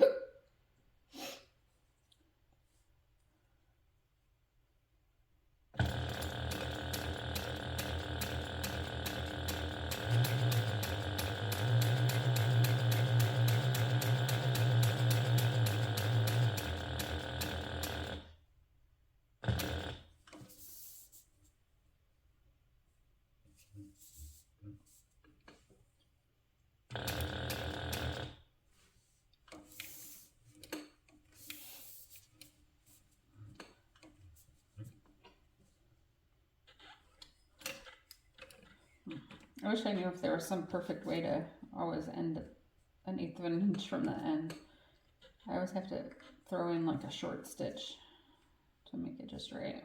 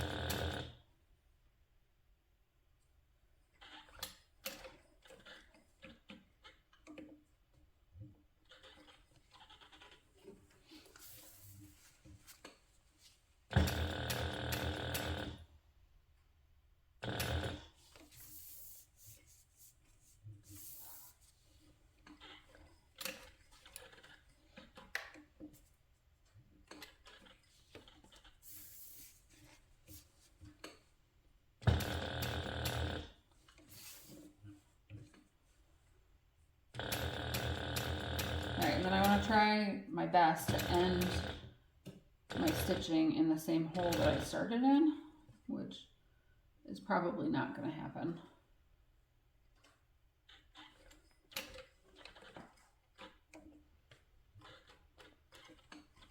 Or I make it happen like that. Oh no. Guess where my bobbin thread ran out? Right there.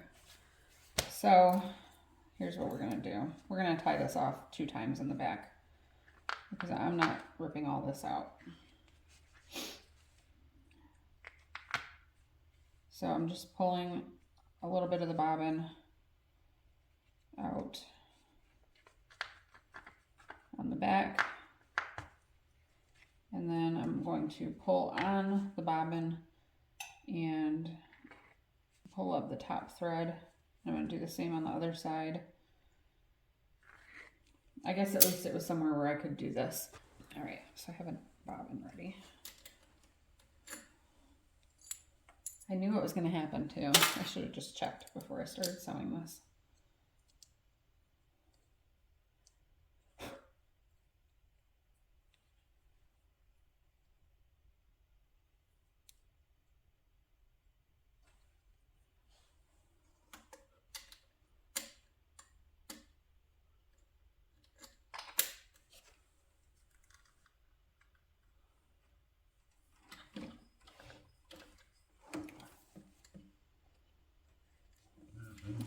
Let's test this out.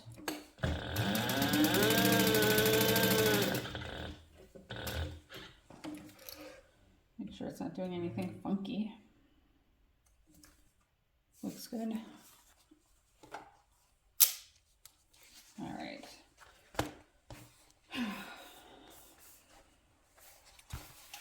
All right. Let's start now in this hole.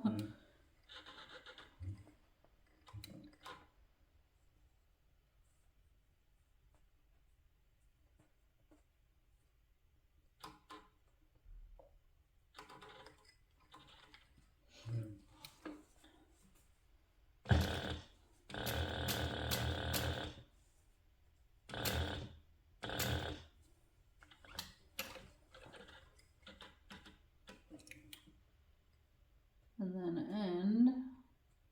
No. Okay, I guess of all the places to run out, that probably wasn't the worst, so.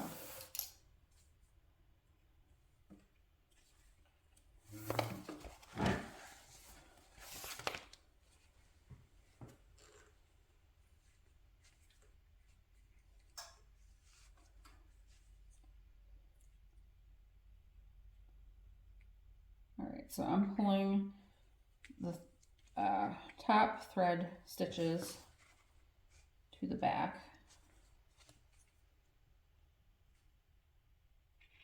Like that. So now we've got 4 threads at each area, I guess, and we're just going to tie them in a square knot.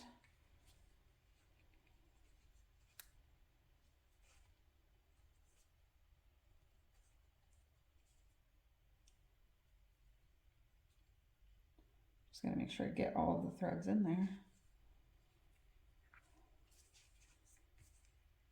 And then we'll use the lighter. You could also use like a dot of fray check or Fabri-Tac on this to secure the knot.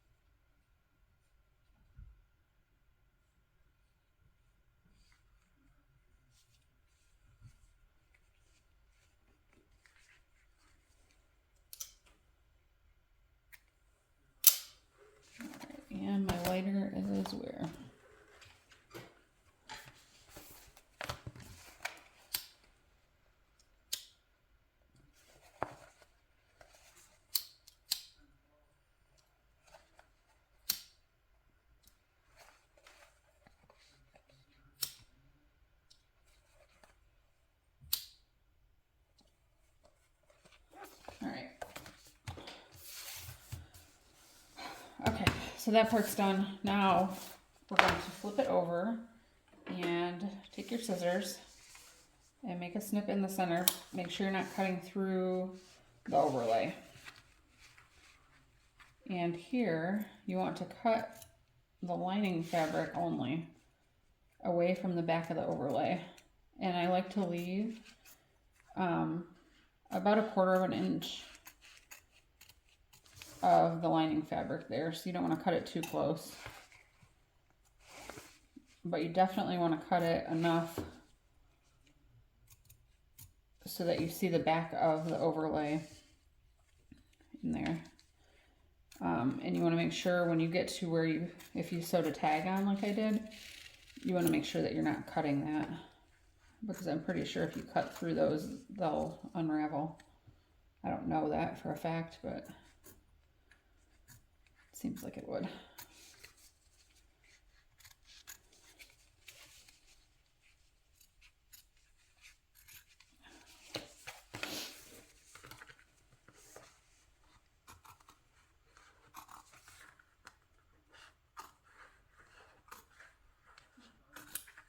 I think I'm good.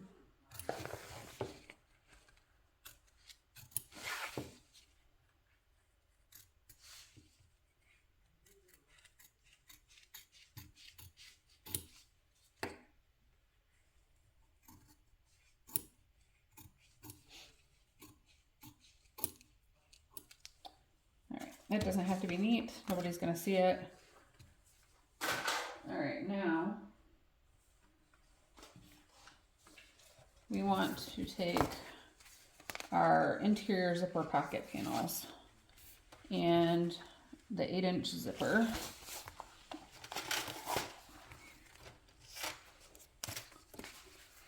With zipper pull attached, which I did not do. Which honestly, I think you could put the zipper pull on after sewing this. Let's try that. I think that's what I'm gonna do. Man, this color combo right here reminds me of like the 90s. So you want your zipper pocket panel, or interior zipper pocket, right side up, 10-inch zipper, also right side up. Line these up again along the top edge, and I'm just going to clip that in place, and then we're going to sew it together using a 1/4 inch seam allowance, I think. Yes. So use a 1/4 inch seam allowance. And this is a number 5 zipper, so it's 1 1/4 inches wide. And you want to make sure that that's what you're using.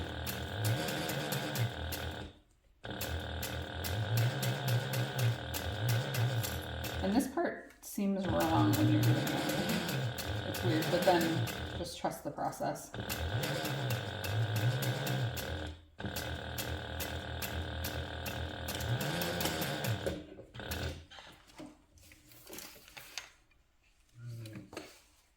Okay, now we're going to fold that zipper pocket panel away from the zipper like this. And we're just going to sew that down. So I'm just going to use an 1/8 of an inch seam allowance along the edge of the zipper tape to hold this in place.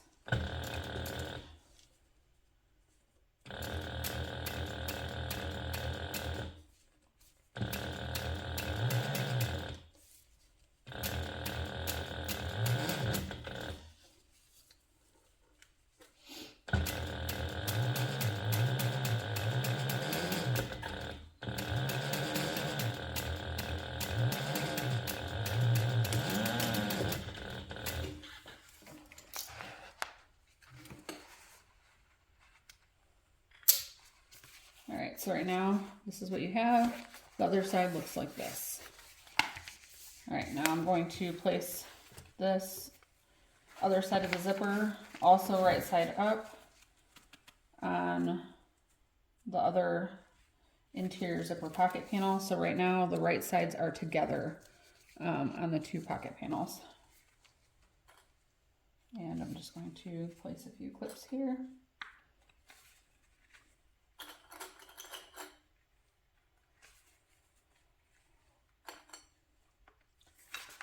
And I want to sew this together, also using a 1/4 inch seam allowance.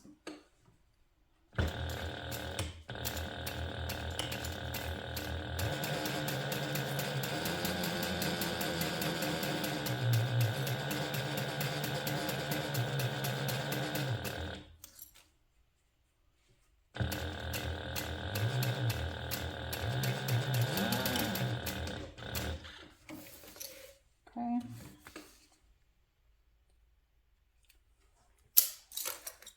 Same thing, we're going to fold this away from the zipper, kind of press that seam allowance down.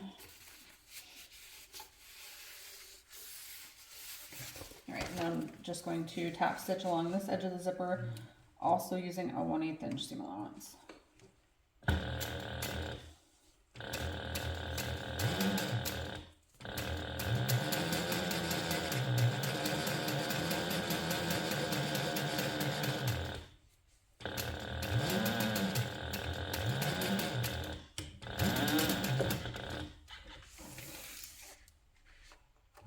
Okay, so now we want to slide the zipper on, zipper pull. Hopefully this wasn't a mistake, but I did take my other one back off.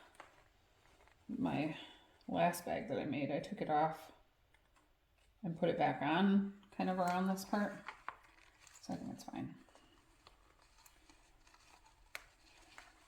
You just need to make sure the teeth are lined up right, which can be kind of difficult sometimes.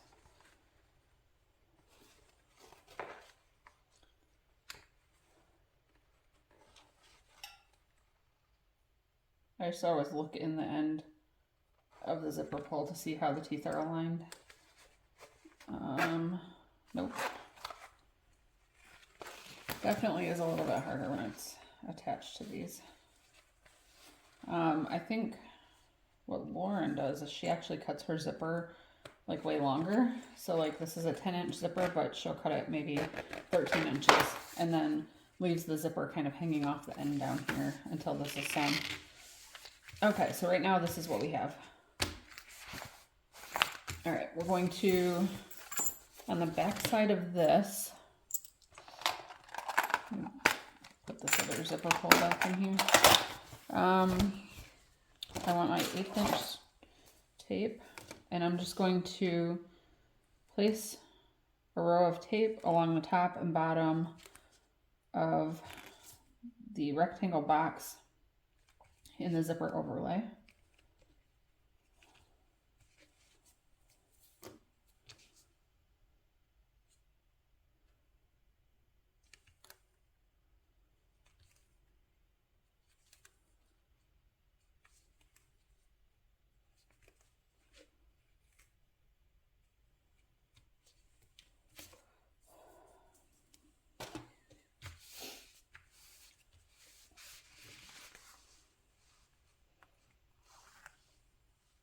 Alright, hopefully I'm not mad at myself for pulling those both off at once. And now I'm just going to center this over the zipper tape. We want to make sure also that it's centered from left to right and top to bottom.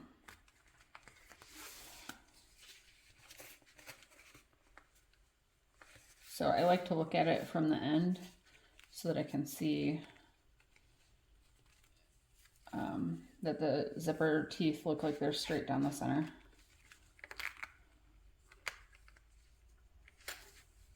And if everything here is done correctly,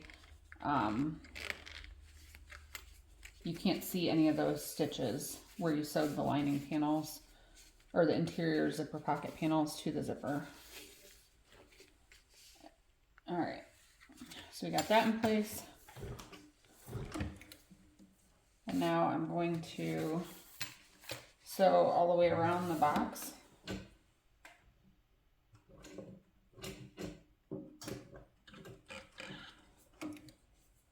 Using a 1/8 inch seam allowance.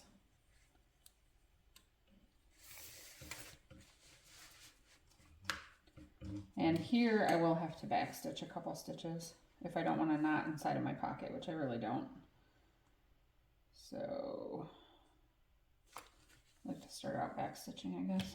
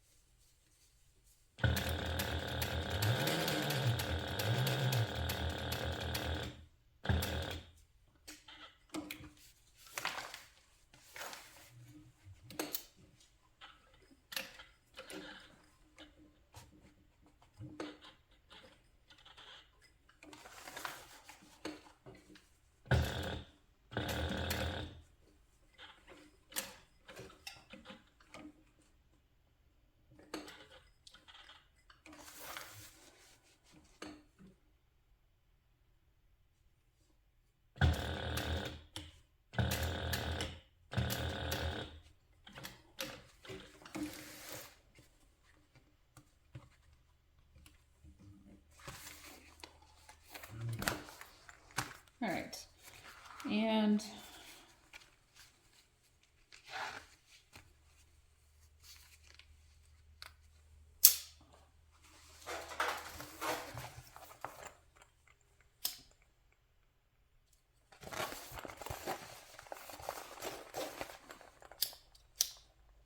I usually singe the ends of my zippers too, and I forgot. So I'm just gonna do that real quick. I guess it's not necessary, but they fray a little bit and I like them not to. All right, so once that's sewn on, this is how the front side looks. And this is how the back side looks. So the stitching that you just did now around that box is right here along that seam. So what you see inside of the pocket really is just this line. So what we're going to do now is fold the top interior zipper pocket down over top of the bottom one. You're going to have this extra fabric here at the end, which we're going to trim off.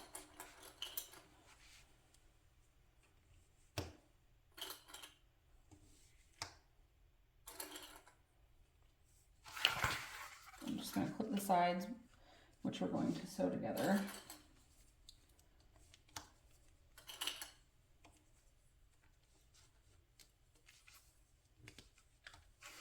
All right, and we'll just trim this bottom off so that the two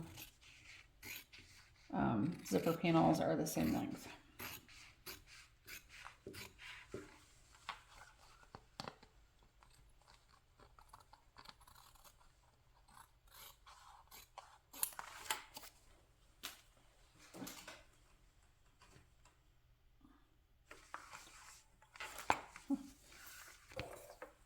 Half of my seam guide thing is gone. Am I going to find it stuck inside of this somewhere later? I don't know when that happened. All right, so with this right side up, I'm just going to fold it back out of the way. And I'm just going to sew down the side, each side of the pocket. Make sure you're not sewing through the overlay. So I just kind of sew as close as I can to that, which is about a 3/8 inch seam allowance.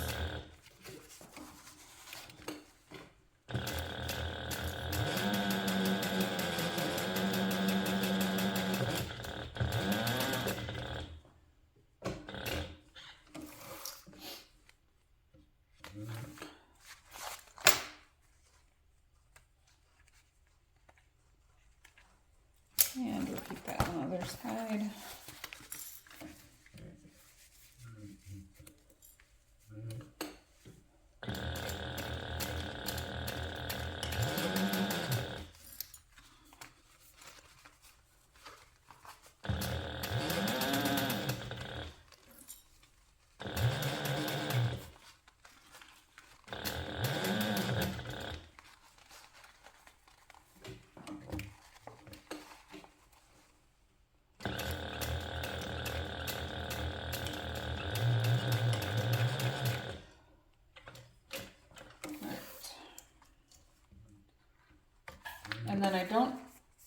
you don't have to trim this whole seam allowance down because obviously it's not going to matter if it's there.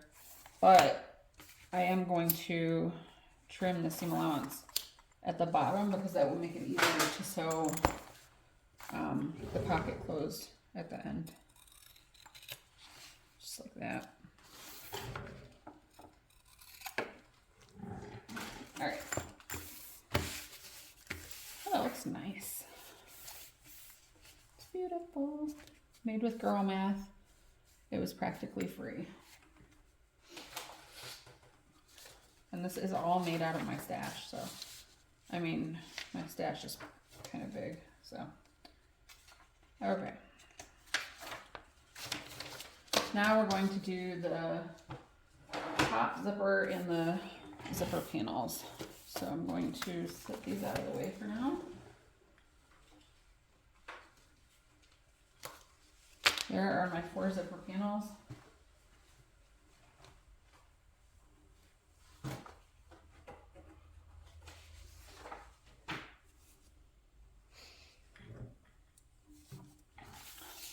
All right, I'm going to place these wrong sides up, and I'm going to measure.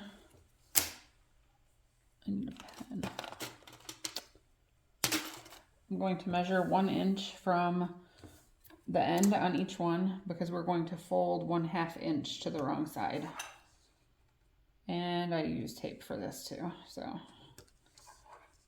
it just really holds everything in place so nicely.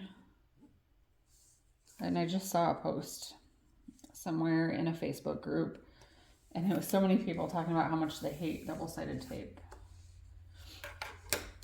So now I seem to be very aware of how much I use it, and it's a lot.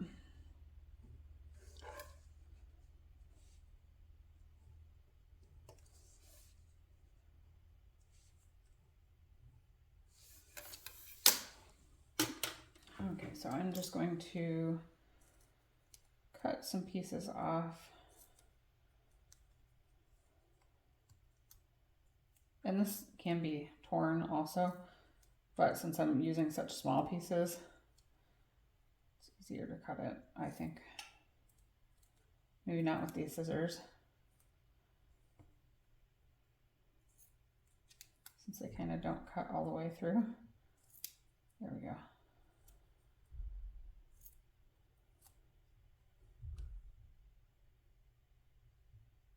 One more. Okay. So I'm going to place one of these right next to the line at each end of each zipper panel. And I could have used like 1/4 inch or something for this. It didn't have to be 1/2 inch. But whatever. I think the 1/2 inch is my favorite one. Is this 1/2 inch? Yes.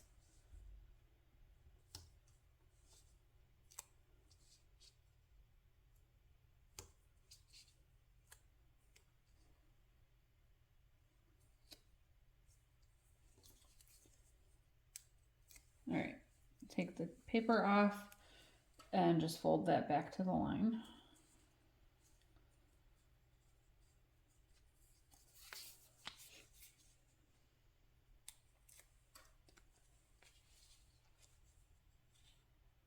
And do that on both ends of all 4 zipper panels.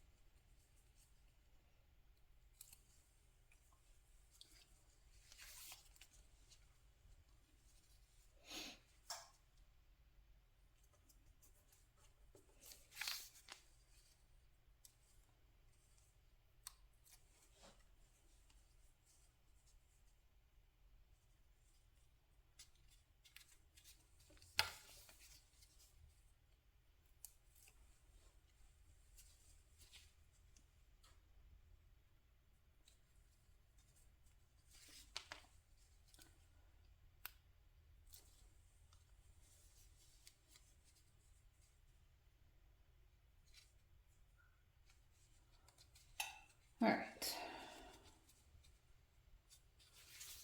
All of that is done. Now let's get our zipper. This one is 19 inches long. I need to put my zipper pull on it.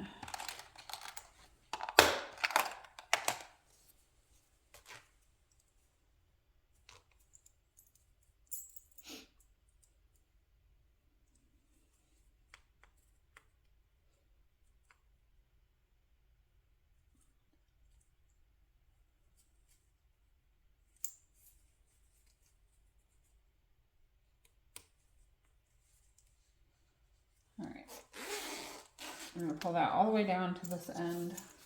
I need my lighter. Okay, I'm just going to singe this end. And then this end, we're actually going to separate it and fold it back like that. So I'll show you how the back looks in a second. And then I just singe the ends. And when the zipper tape is kind of hot and melty, I press it together real quick. And it's hot, but it doesn't really seem to burn you. So then that's how the back looks at a 90-degree angle. And the front has kind of a line going right here. And I'm going to repeat that on the front. And I did actually just see also a cool tip in a Facebook group of a different way to sew these that I haven't tried yet.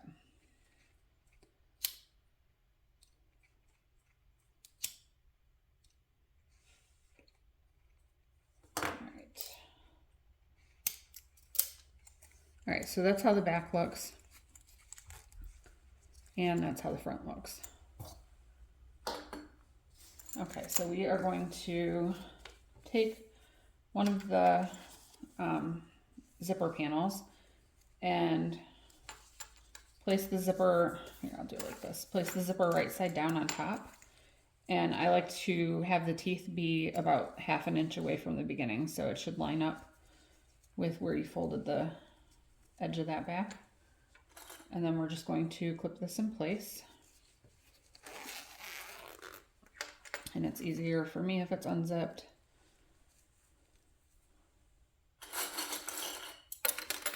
Oh.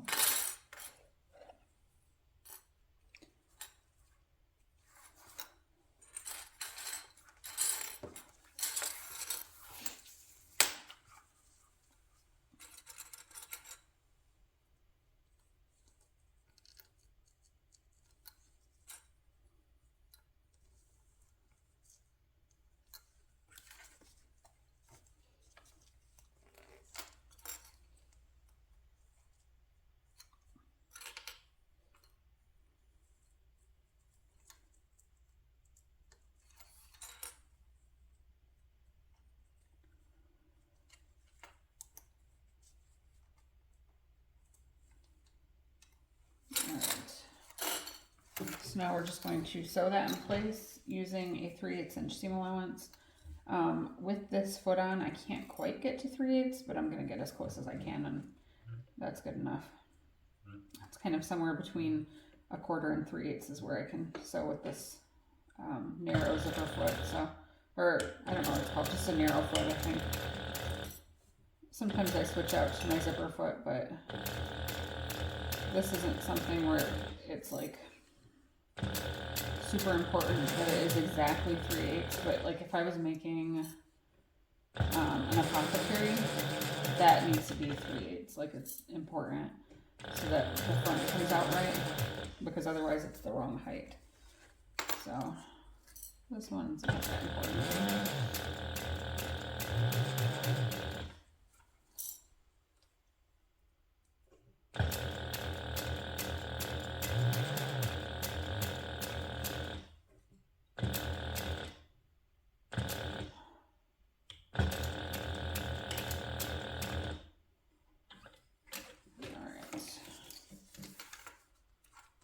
Oh, and actually I usually sew that first side on, whoops, at a 1/4 inch seam allowance, and then sew the second side on using 3/8, but whatever.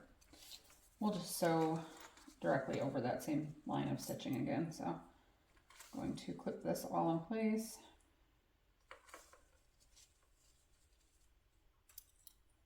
And we will sew from the other side so that the stitching is facing up to just stitch right over top of it.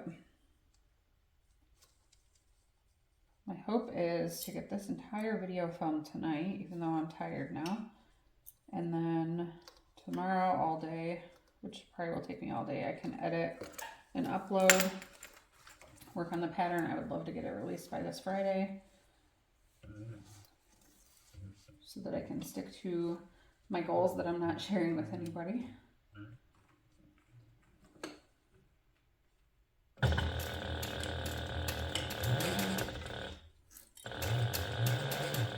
I'm just doing my best to sew directly over that line of stitching.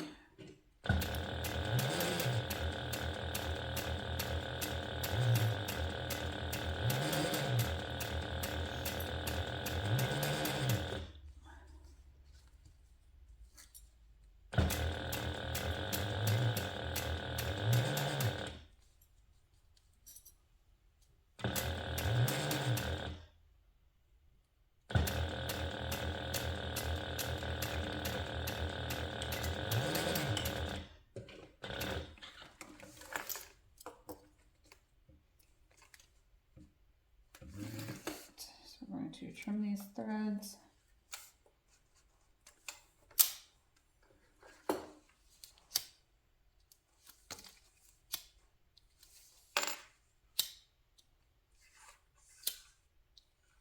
And then we're going to fold both of the zipper panels away from the zipper.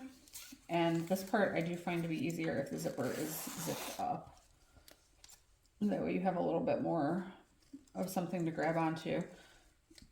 So we're going to fold the zipper panels wrong sides together and away from the zipper. And first I like to go all the way down the length of the zipper and just kind of pull the two zipper panels and the zipper away from each other. And especially because I don't iron this waterproof canvas generally. All right, and then I'm going to clip together all the way down the long raw edges.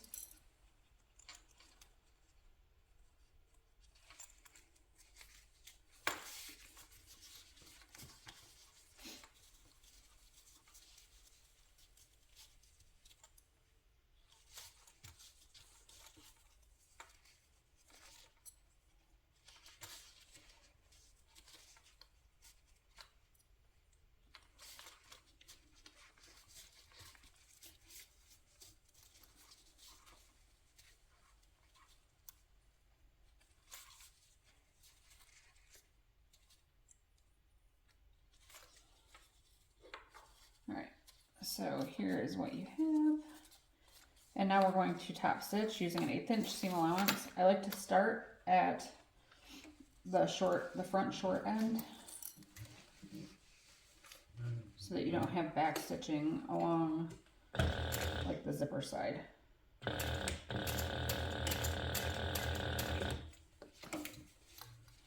All right, and then we're going to top stitch all the way down the length of the zipper.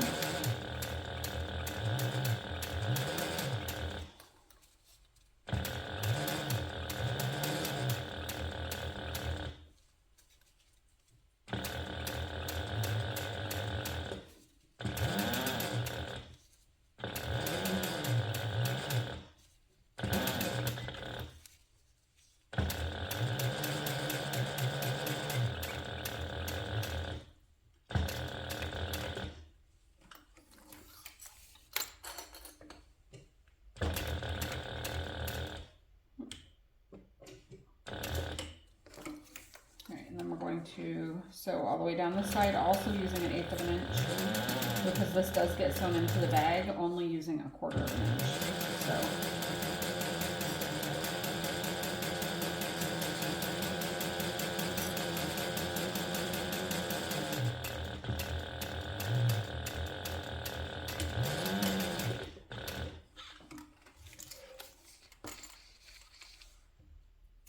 this whole combo, the colors I'm using in this bag just make me it just screams 90s to me, like that pink and green and the purple and green. I used to have a purple and green tie-dyed outfit.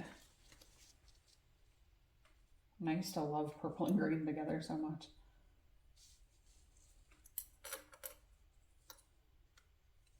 Not pink. I was never a fan of pink. But I did like purple. And I did like green.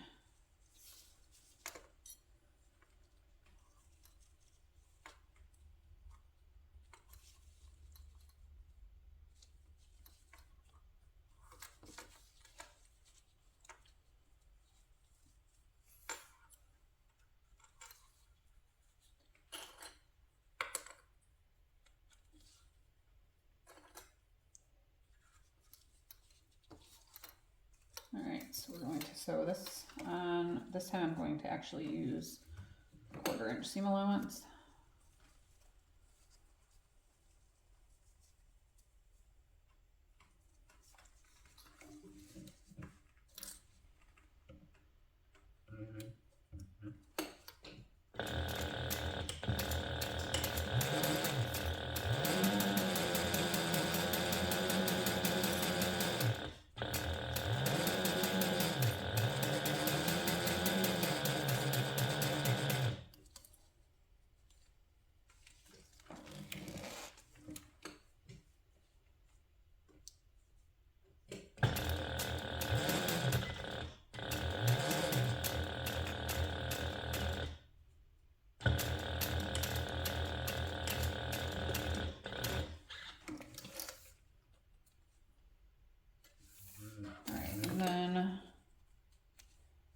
Going to sew on the second, or the last, whatever, the fourth, I don't know. I'm going to sew on this zipper panel using a 3/8 inch seam allowance. So place that right sides together with this one, with the zipper in between. I'm going to clip it in place.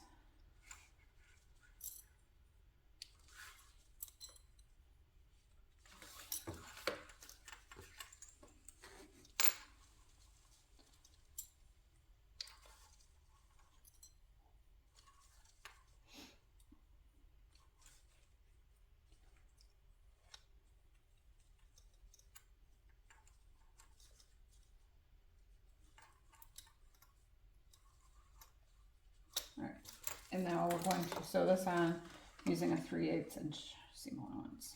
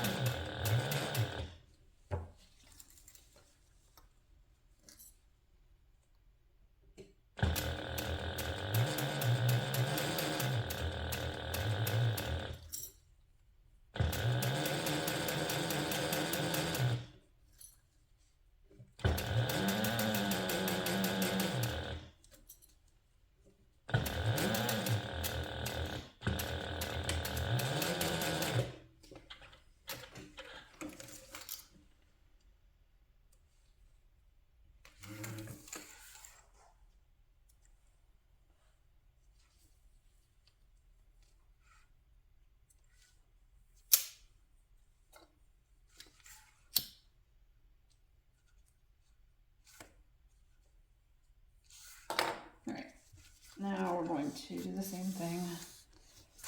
I really dislike making recessed zipper panels. It's not pleasurable.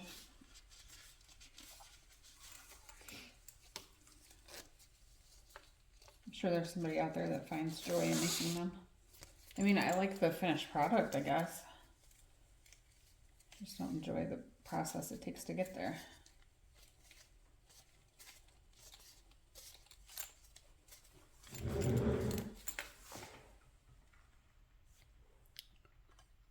Move this just a little bit. I feel like that's probably a better angle, and I didn't realize that it was moved. Should have checked on that.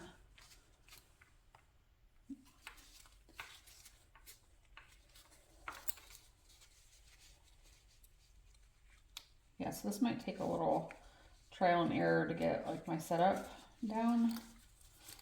I don't know. But definitely I would like feedback on this angle versus my overhead, which I know some people didn't like. I used to have it like coming from the end, but I think that was mostly just because I didn't have room to do it any other way. So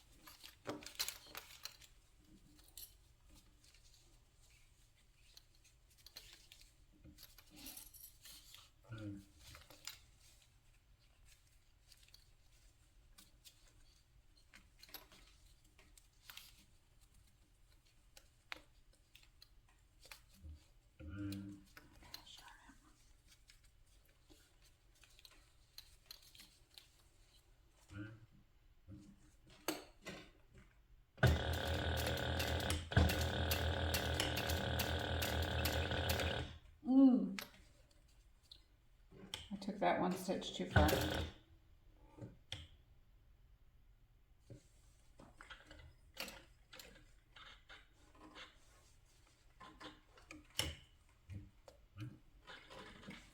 Oh, it is what it is.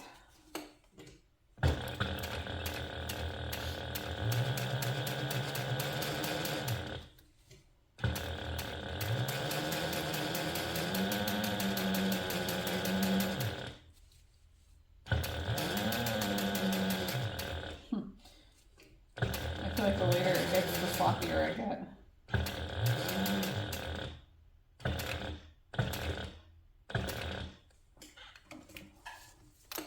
I mean, also these zipper panels are very narrow, so that doesn't make it any easier, but it needs to be that way so that the top of the bag looks right. And this is all using a 1/8 inch seam allowance right here.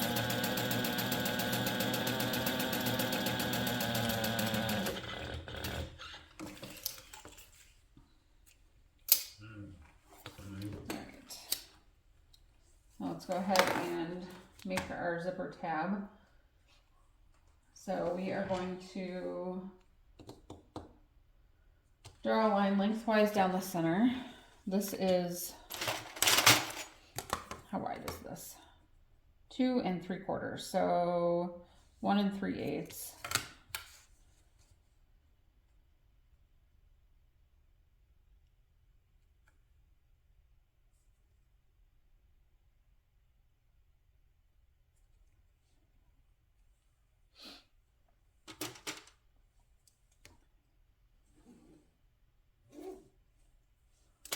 And what are we going to do with that?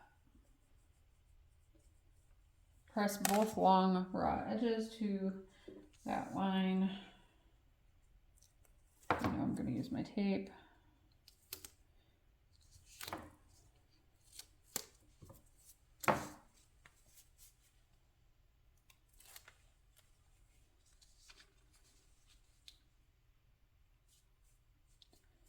I don't usually make zipper tabs out of waterproof canvas. I think typically if I was making a bag like this, I would just take a piece of vinyl and fold it one time over the end. I think this looks okay with waterproof canvas. Okay, and then we're going to fold each short end up by 1/2 inch. So I'm going to also mark that with my pen. So I'm marking 1 inch in from each short end, and then I'll fold the raw edge back to that mark.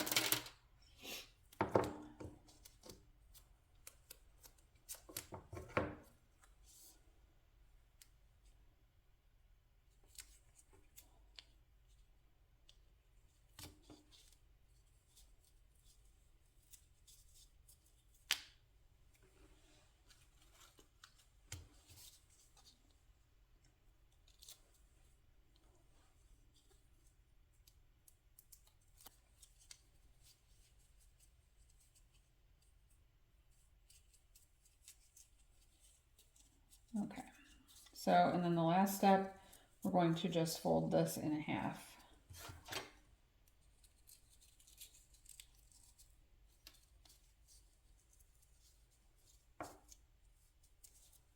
All right, I just kind of use the ruler to help it not fold in funny there in the center.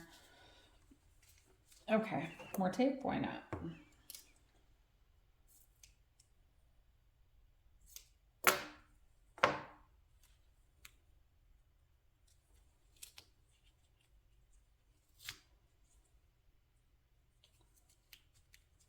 I don't like how that just happened.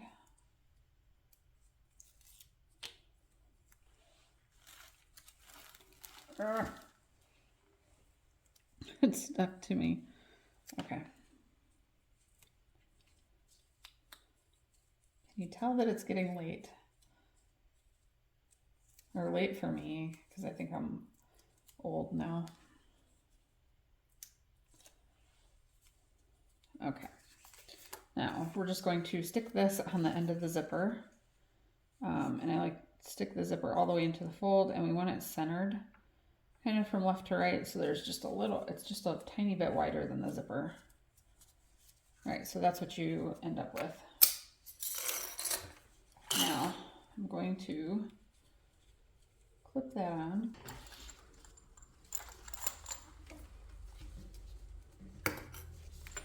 And I'm just going to sew this in place using a 1/8 inch seam allowance.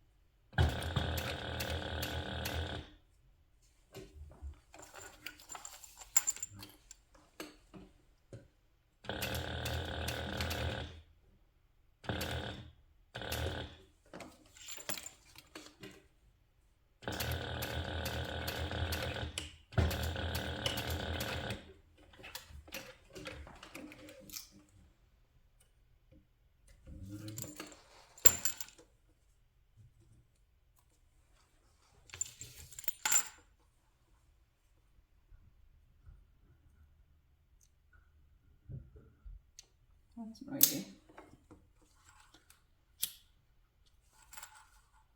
So I think I'm going to order a hump jumper when I'm finished, if I remember. All right, now we want to take one of the interior zipper panels, and I'm going to find the center first.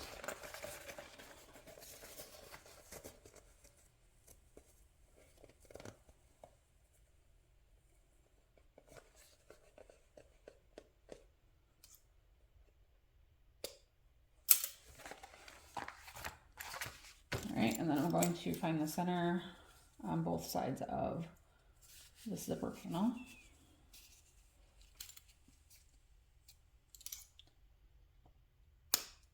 You know, it would be cool is if I knew what I did with my scissors, which are definitely here somewhere, but I don't know where.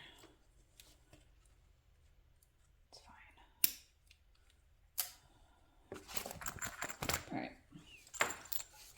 So on the side that has the interior zipper pocket, we're going to place this right side up. Both zippers are closing to the left. And I just want to say this, an interior zipper pocket with the overlay just looks like a million times better to me than like a regular interior zipper pocket, and I don't think I'll ever do them the other way again. Like every pattern from here on out is probably going to have this. Not lying. Because then I can do them on the exterior and you don't have to worry about your corners looking bad. It's just such a better way to do it.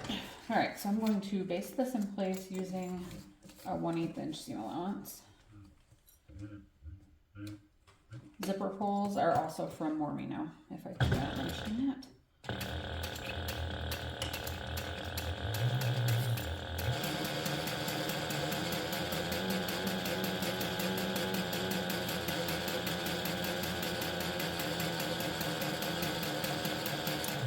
I think my zipper is actually from Mormino too. I'm not sponsored, I promise. I buy this stuff. My hands dry. Alright, now I want one of my top panels, and the sides are a little bit angled, don't forget, so you want to find the wider edge and place that right side down on top of this.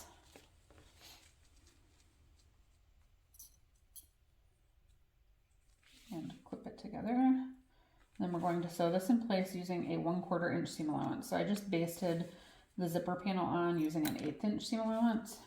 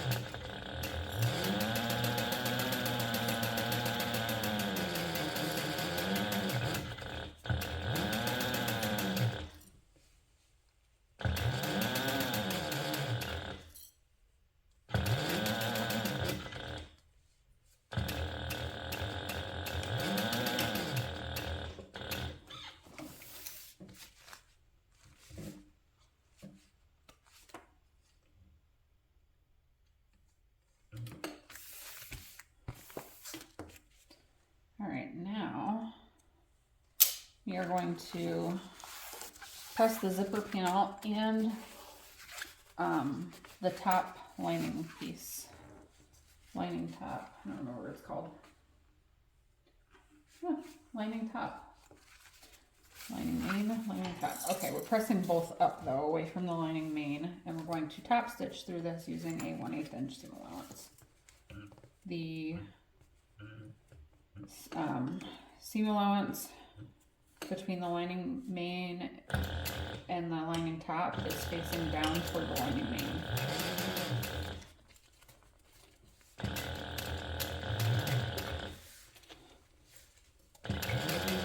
And this is how we sew the zipper panels in if we want them to kind of poke up in the finished bag instead of like laying down.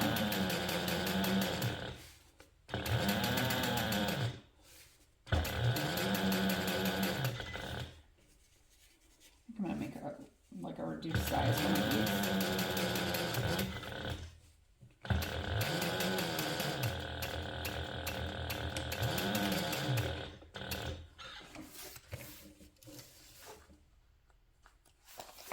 All right.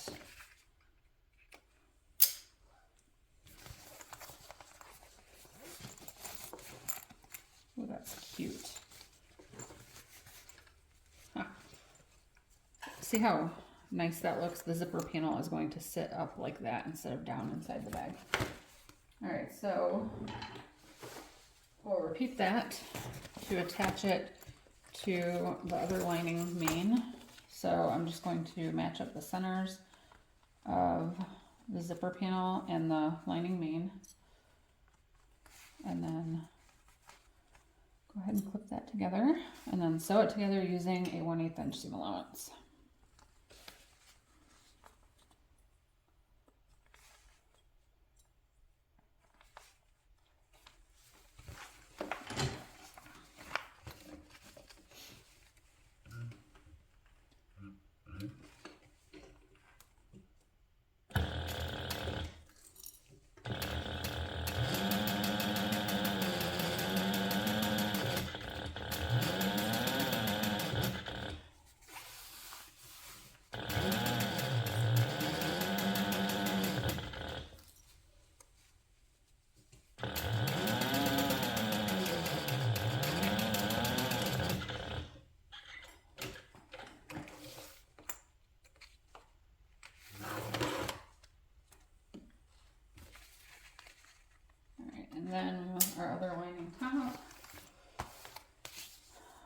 so close. But still, I feel like we're so far away. We're not. We're close. We're close. All right. Let's go ahead and put the wider side, which is the bottom of the lining top, up to the top of the lining main.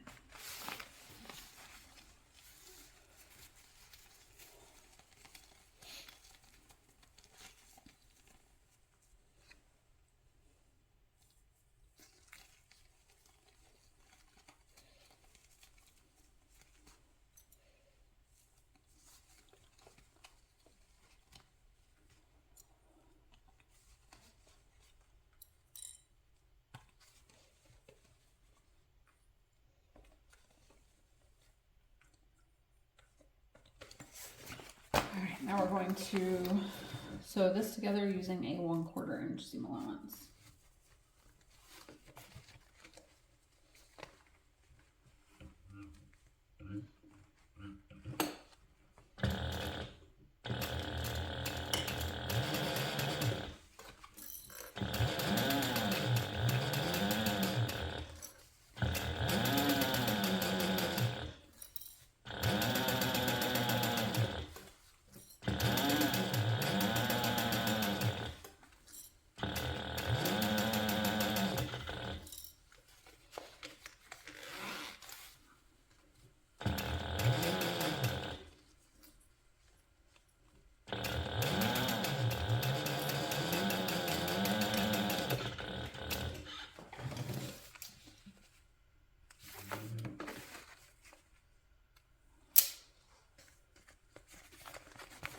Alright, now we're going to press this up away from the lining main. I'm going to make sure that my other top lining is not behind this. I'm going to top stitch this using a 1/8 inch seam allowance.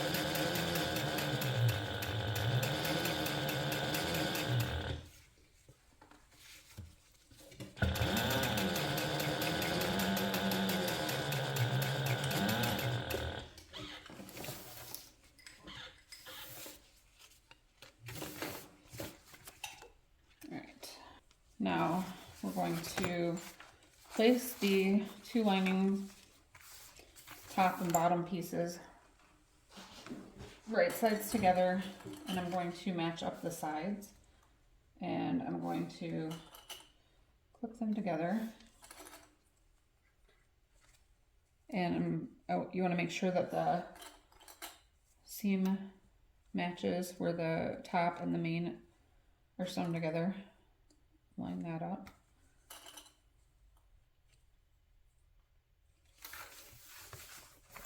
We'll keep that on the other side. Make sure that the end of your zipper is pushed out of the way.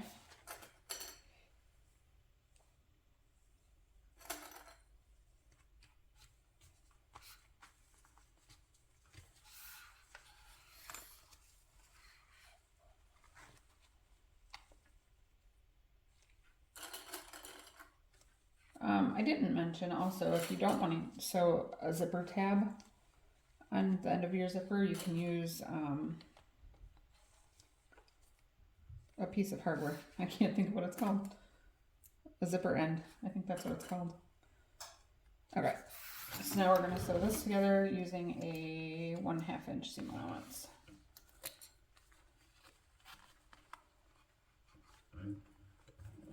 Just double check, make sure that the end of your zipper is not in there.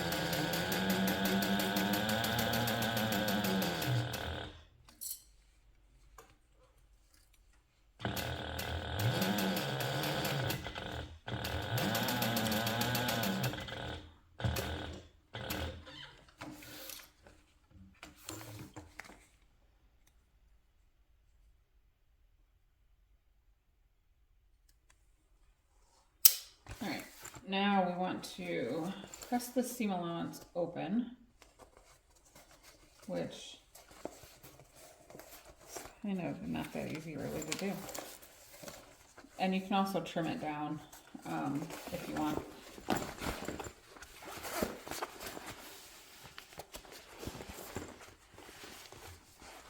And I'm not going to press it at all. I'm going to press it toward the back, no, toward the front, whatever, toward the side with the recessed zipper pocket. And you want to unzip the zipper all the way for this part, I think.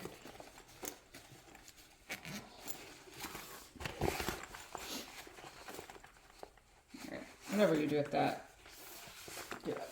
Okay, I'm going to place the lining bottom inside the lining. It's right sides together with the side. The seam is running right down the middle. And we're going to repeat the same process that we did for the exterior. So here we're going to sew this together using a 1/2 inch seam allowance.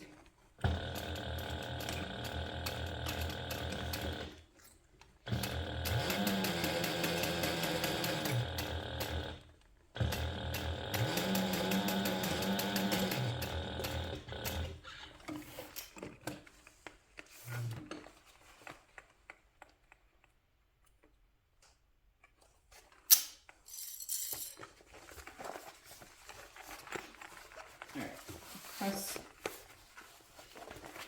the bottom panel down, and the seam allowance is pressed kind of up toward the lining mean. And I'm just going to top stitch through the lining mean and the seam allowance using a 1/8 inch seam allowance.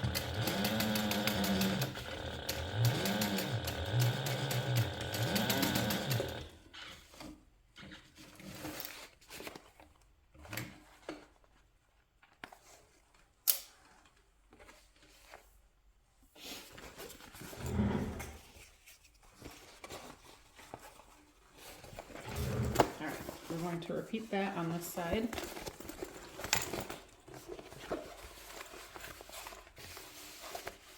So I guess my seam allowance is really pressed toward the back of the lining mean.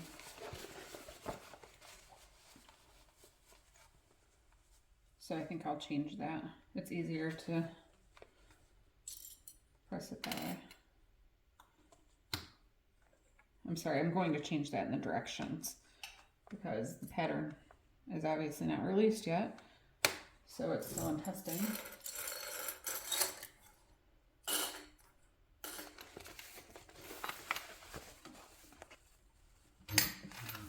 The heck? My zipper foot fell off again. Or not my zipper foot, my presser foot. My presser foot keeps falling off. I don't know if it's from the vibration of the sewing. It loosens it up. I swear I get it tight, I thought. Ugh, maybe I'm just too weak. Okay. 1/2 inch seam allowance again.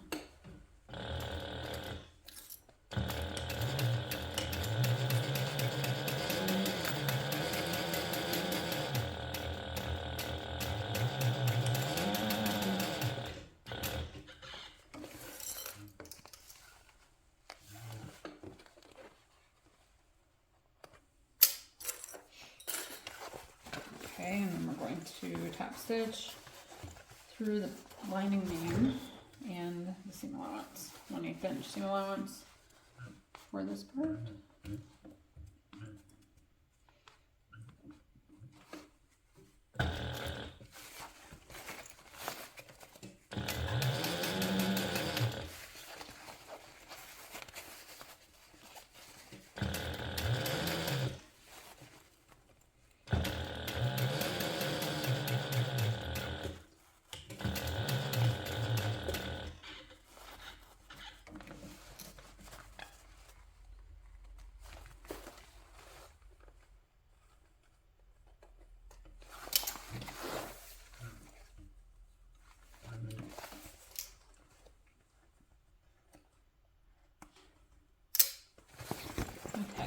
now we're going to assemble the bottom the same way we did the exterior. So I'm just lining up like this.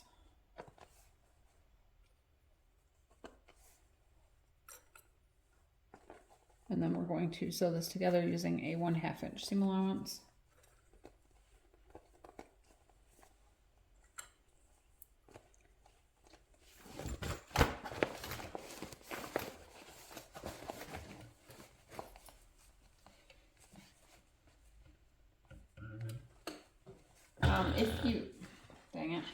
If you are unsure about waterproof canvas and where to buy it,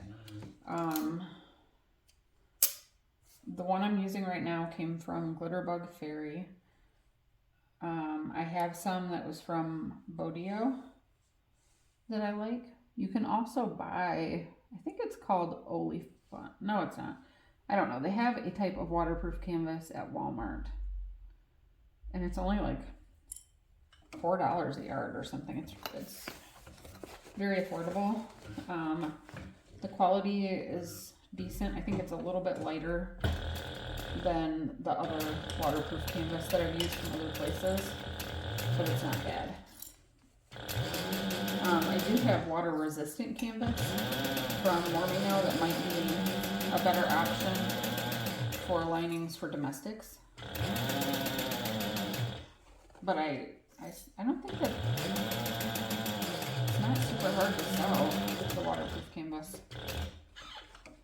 So I think it would be fine, but I have not used it on a domestic, so I can't say that for sure. I haven't sewn a bag on a domestic machine in quite a while.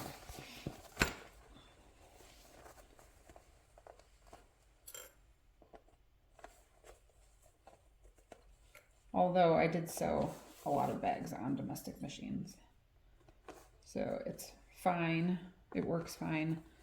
And I definitely, wouldn't just start sewing bags and jump right in and buy an industrial machine. They cost a lot more. Wait until you're serious about it. If you're going to sew for a business, or even if it's your hobby. Jeez, I did not hold my thread again. Even if it's a hobby, I think it's fine to buy an industrial. But I just wouldn't start with that because it would suck if you don't stick with it and then you're stuck with like a $1,000 plus machine. So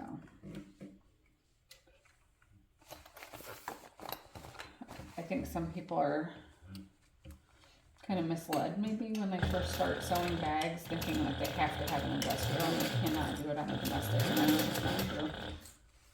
I know if you watch Michelle Graham on YouTube, on Graham Sews, she has a ton of tutorials sewing bags on a domestic machine. So Hungry Hippie, she does a lot of tutorials on a domestic. So just because I'm using a walking foot industrial machine doesn't mean you have to have that for this bag or to sew bags in general. So again, just like I did on the exterior, I'm just gonna trim these little corner pieces off because they look like they'll sit funny, and I don't know if they will, but let's not find out.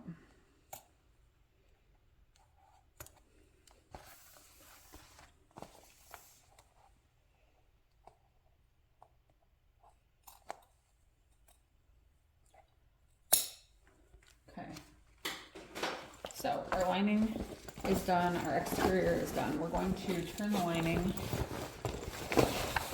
inside out.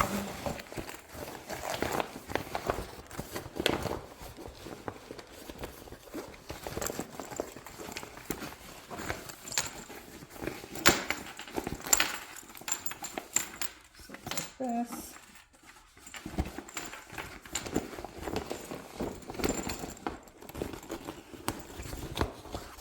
And I need to get my exterior. All right, and we're going to place the lining inside of the exterior. I want the zipper pocket to be at the back of my lining. So I'm placing it right sides together with the exterior slip pocket. All right, so we've got centers marked here at the top of the exterior, and I'm going to line that up with the seam in the lining. And first I'm just going to place a couple, I don't know what you can see and what you can't see.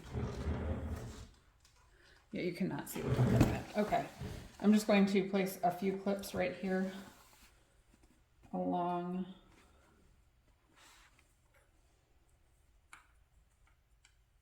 the side panel. And then I'm going to turn the bag around and I'm going to do the same thing on the other end. So I'm lining up the center of the exterior with the seam from the lining. And then I'm just placing a few clips, and then I'm going to go ahead and clip the rest of the way around the top.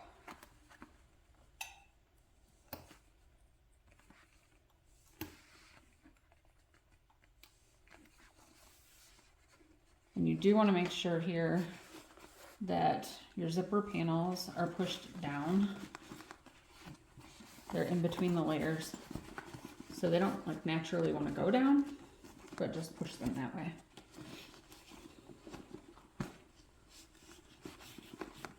Trust me.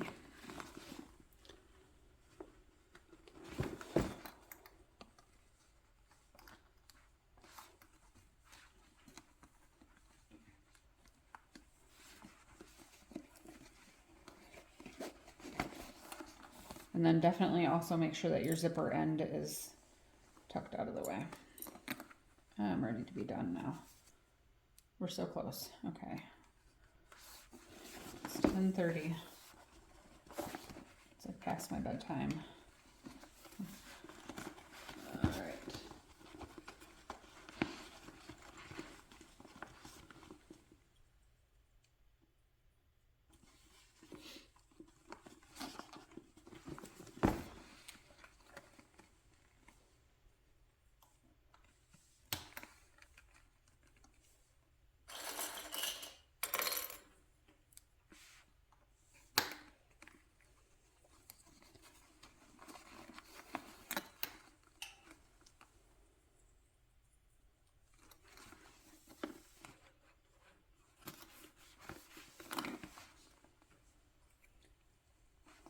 All right, we're going to sew this together using a 1/2 inch seam allowance.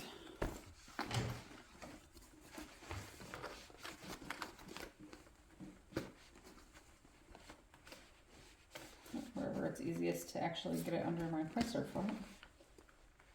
I'll start there. Okay.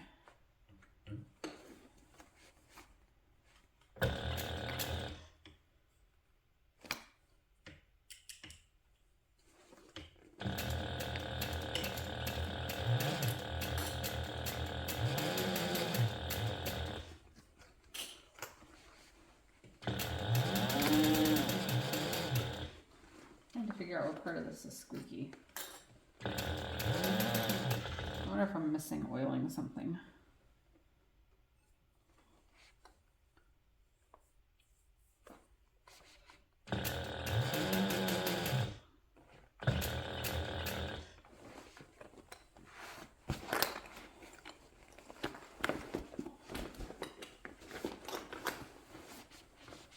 Alright, you have to kind of not be afraid to crunch your bag up while you do this.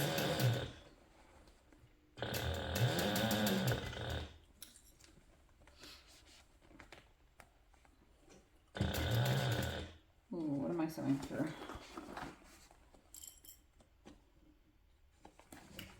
Oh, also make sure that your D-rings or triangle rings on the side connectors are pushed down.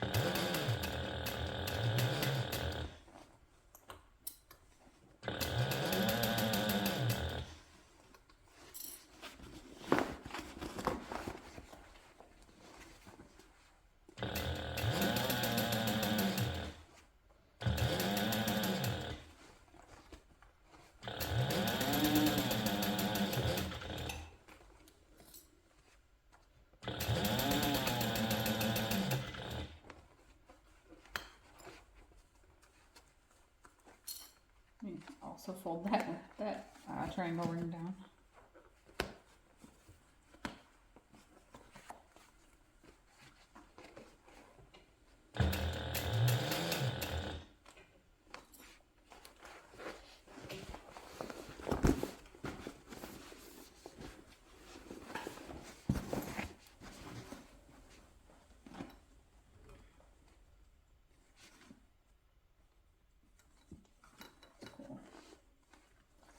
Something got a little bit shifted here, but I think that's not as bad as I think it is.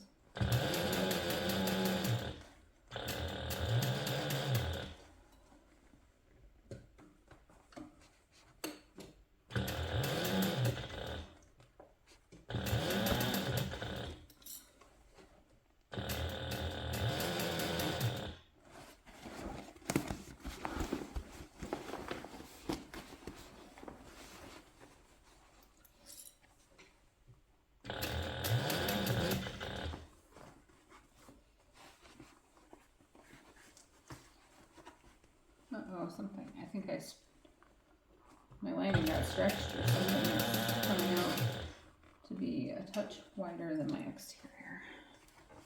Or, no, my exterior is too big. Alright, it's fine.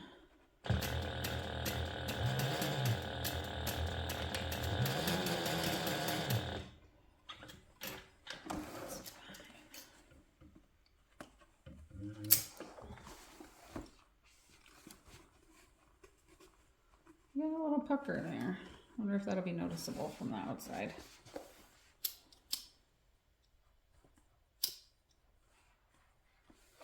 Alright. So you can trim the seam allowance down if you want, especially to reduce bulk. You know what I did? I left my interior zipper pocket closed. Okay, I got it. Haven't done that in a while. So first I'm going to kind of pull the whole lining out like this.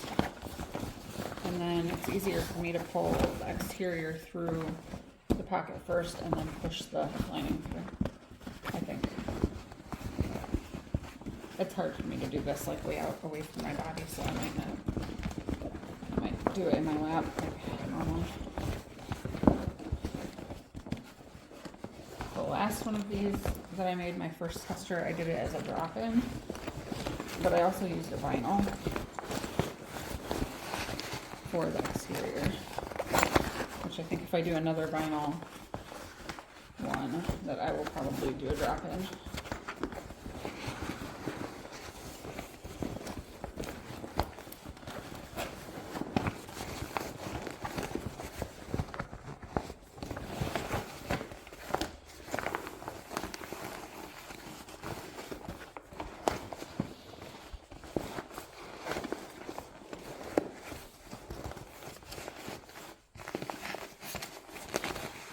Part of the exterior, I don't know.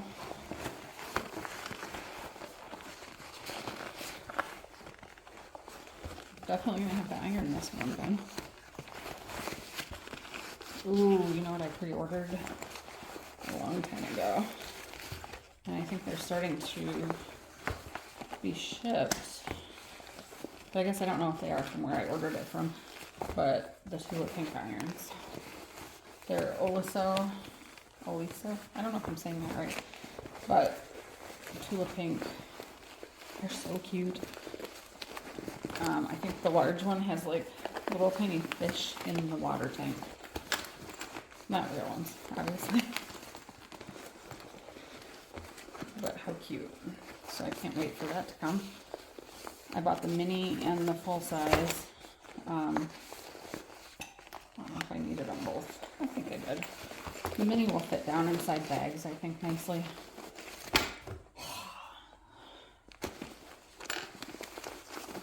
Need a break from this.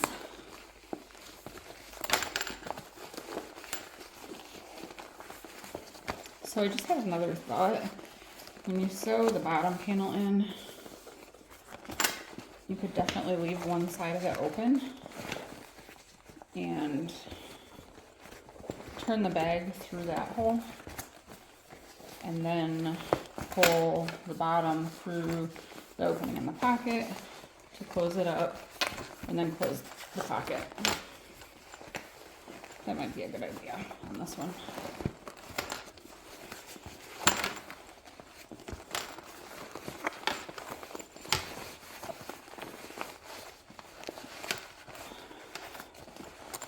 It's almost all through.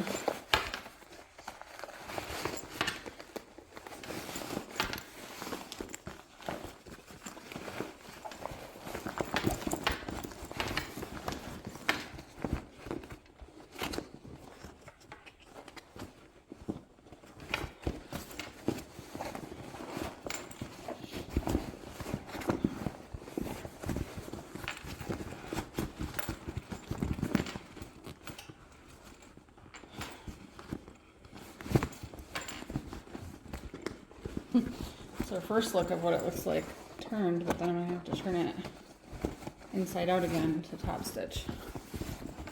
So I do know, like the bottom, you kind of just have to shape it a little bit like that. Oh, it really holds its shape better when it's not made out of all vinyl. And then I'll iron this.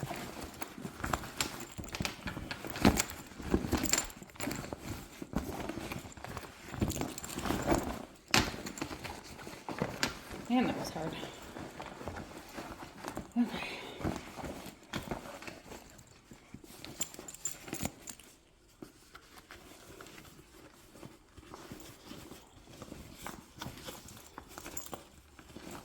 And then on top of that, you have to make sure that you fold the lining inside just right. So you may want to iron this.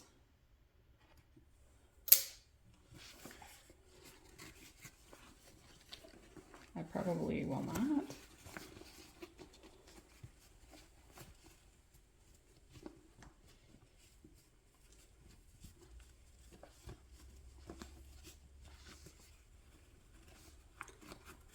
Right now is one of those moments where I don't want to top stitch inside out because I don't want to turn the bag inside out again. But I don't have a cylinder machine. So that's kind of my best bet. Does anybody else top stitch not inside out on like a flatbed machine? I know when I used to have my domestic and I did sew bags on it, I would kind of turn it so it was free arm and hanging off the side of the table. So I guess kind of like a cylinder arm, but a domestic one. And then I would top stitch like that, and I didn't have to turn the bags right side out. Or inside out, whatever. You know what, we didn't make our handles yet.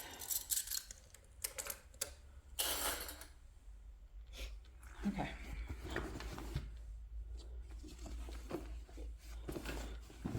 It's fine.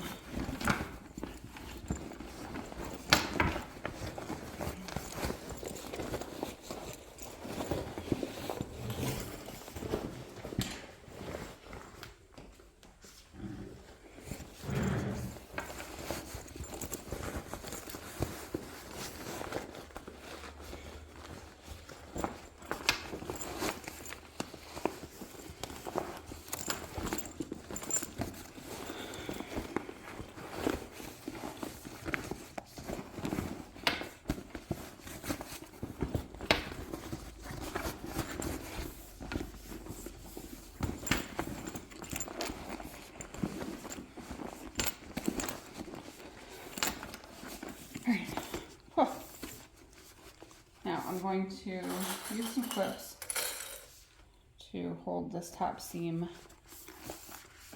in place nicely so that I get a decent top stitch. I did put in the directions to trim that seam allowance, although I did not trim the seam allowance.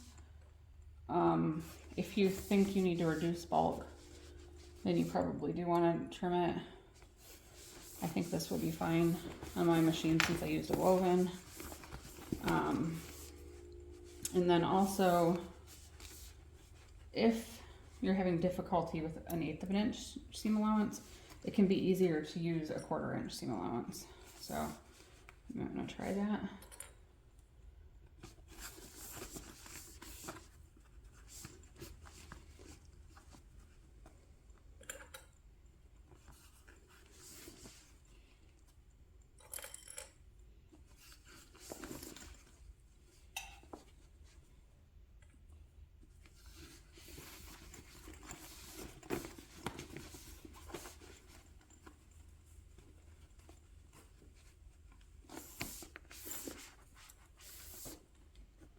I don't know how much you can see of what I'm doing here, so sorry about that. But I'm just making sure that the seam is nice and turned, and I'm sticking some clips on here to hold it all in place. And then we're going to top stitch.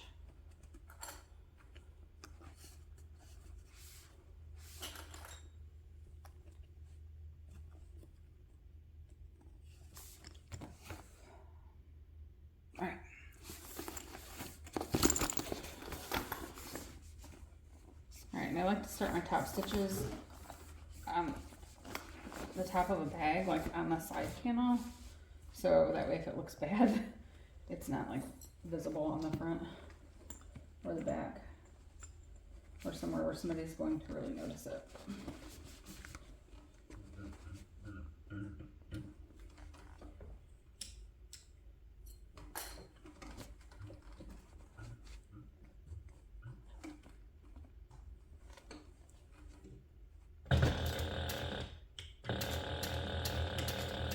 Alright, 1/8 inch seam allowance.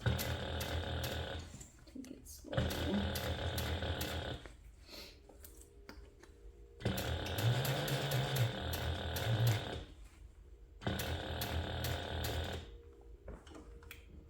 Here's another spot. I could use that hump jumper. I'm gonna buy one. I wonder if I can just order that on Amazon. That's probably where I'm gonna look. I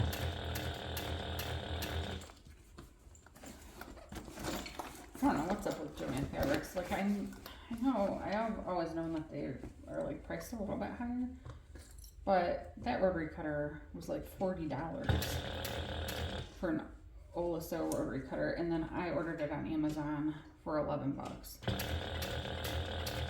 So I don't feel like it should be that different. Oh, I need to replace my seam guide tape. It's peeling off, and I do have more somewhere.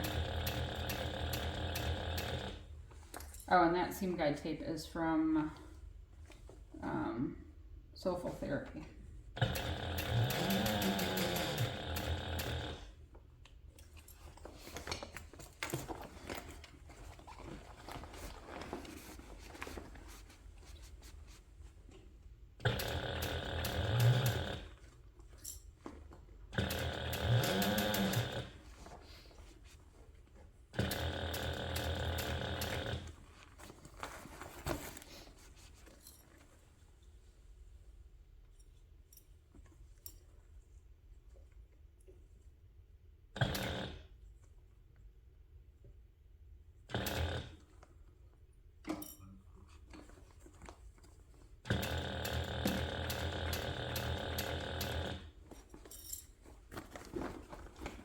Speaking of spray, the sound of my presser foot coming unscrewed again.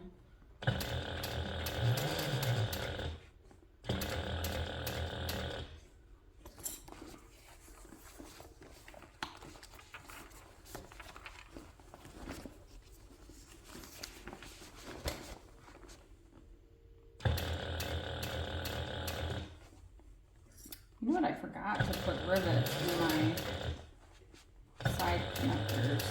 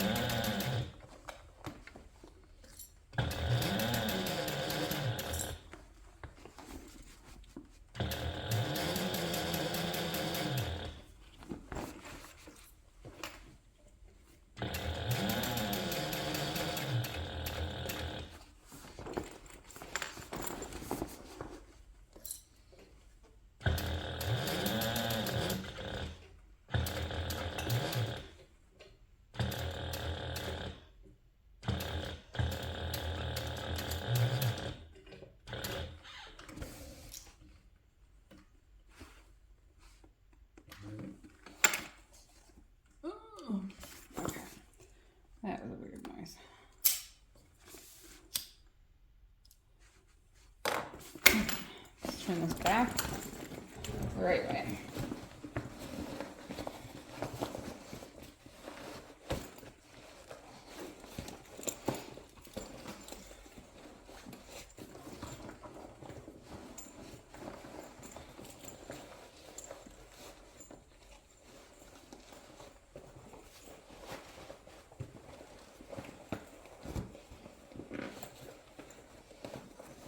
Oh, you know, this bag would be easier to turn if you did use foam instead of Decoville.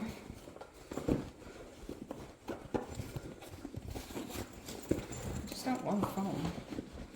I like the weight that Decoville gives to a bag.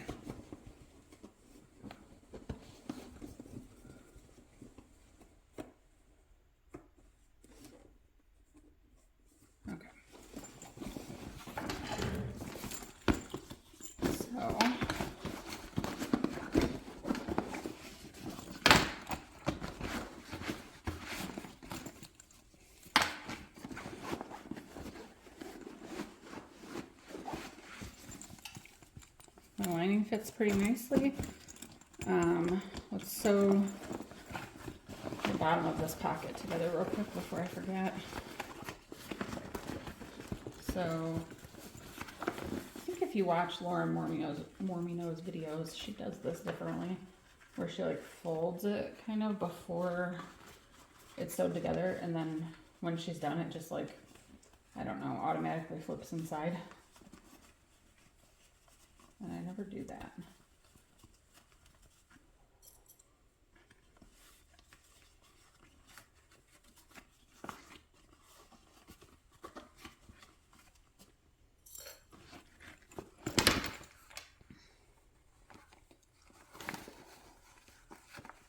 Right now, I wish I would.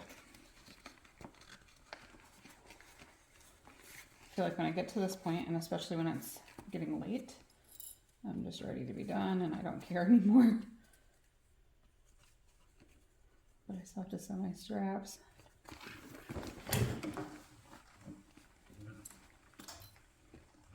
Alright, 1/8 inch seam allowance again.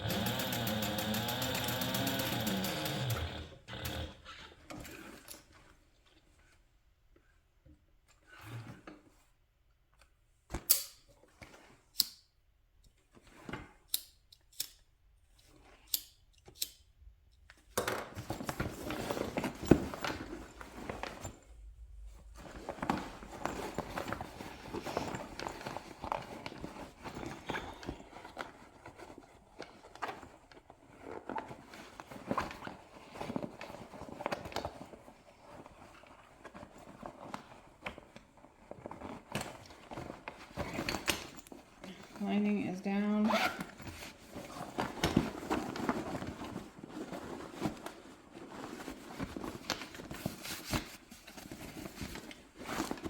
Alright, yes, the lining fits inside nicely.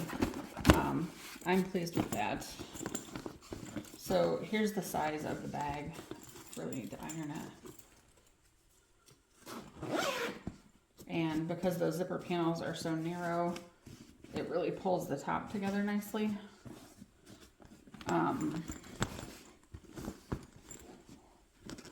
Yeah, so it's like that. Let's make our handles.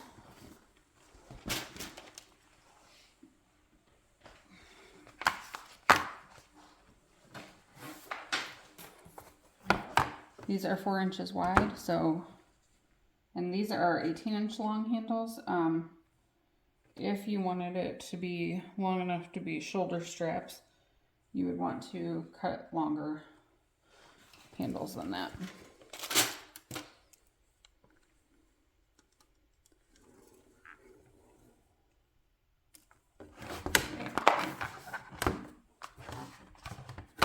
We'll keep that on the other one. We're just measuring this, marking the center, so it's 2 inches from the edge, because they're 4 inches wide. And then we're going to put some tape directly down that center line.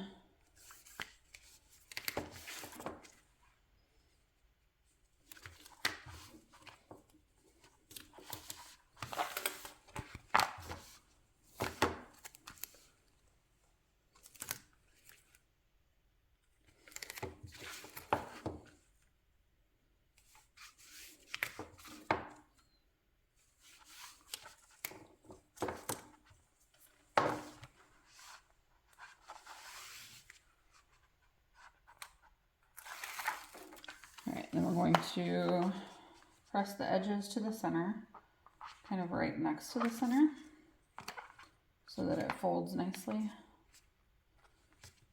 You don't want the raw edges of the vinyl butting up against each other, or it will get kind of too tight inside there, and a little funky.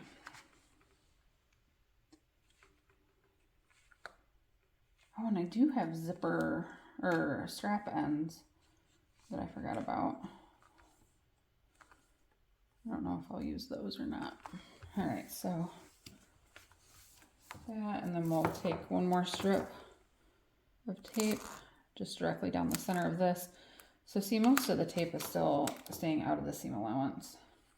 I guess some of it's all in, everything down the center, but I really don't have an issue sewing over it. Maybe it's just what my machine is, so I don't know. Right, and then we're going to fold that in half.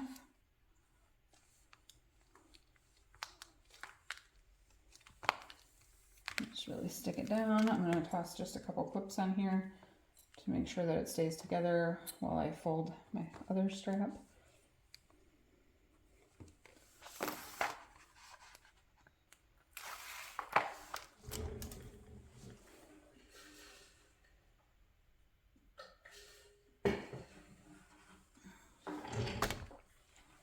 Ooh, sorry.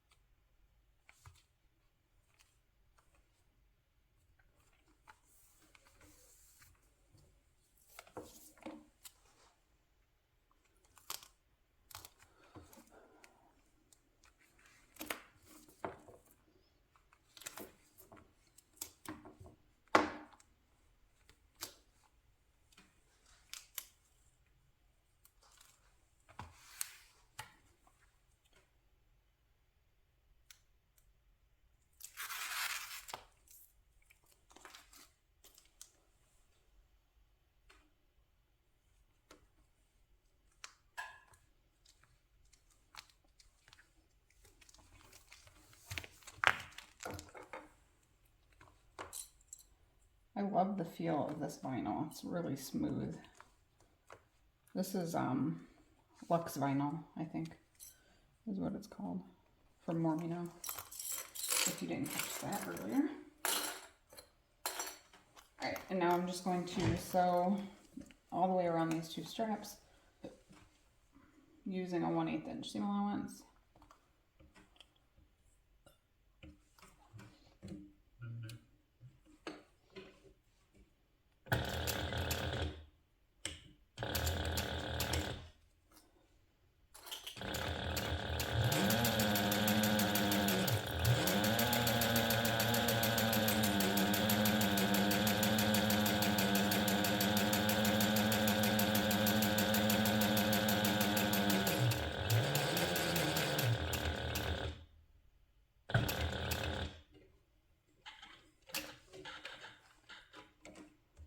So it's like my wheel is what's squeaky, like my hand wheel, I think that's what it's called.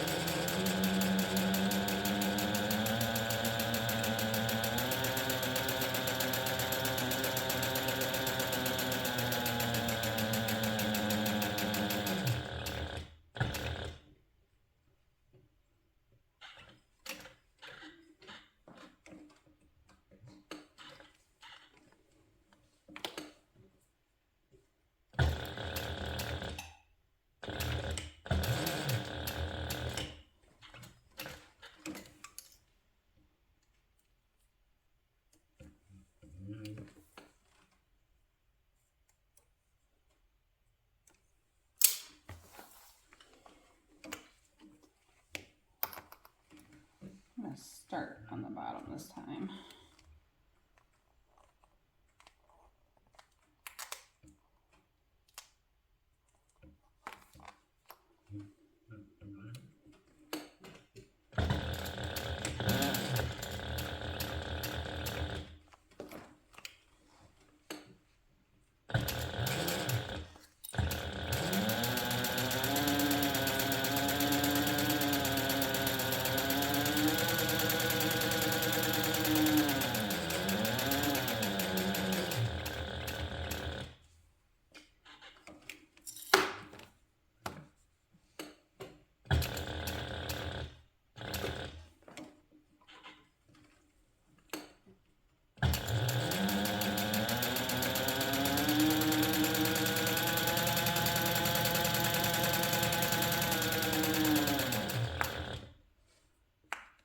Oh, there's like air trapped inside the strap.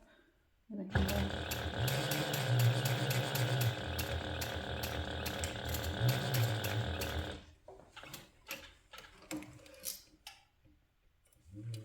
It's weird.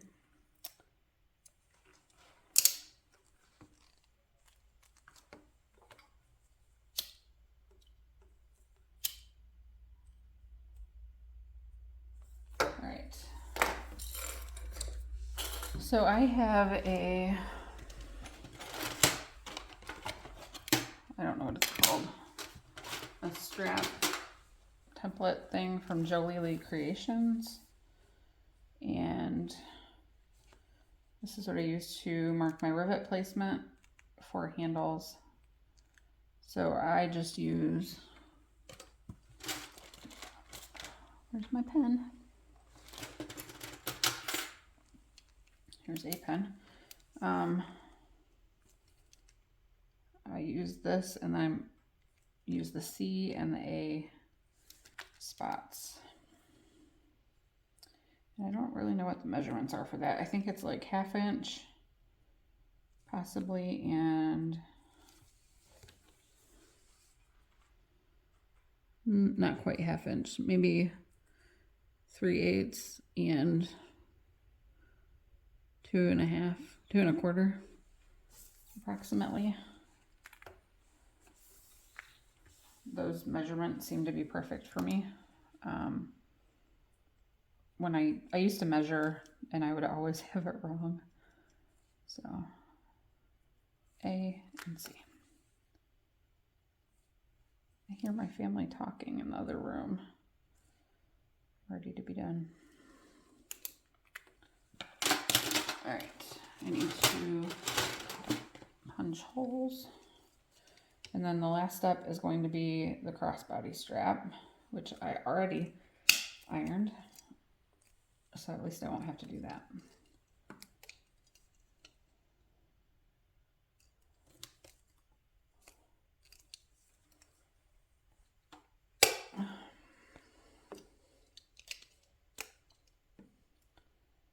All right, so when I punch my holes, I like to kind of punch the hole and then like twist it to make sure it cuts all the way through.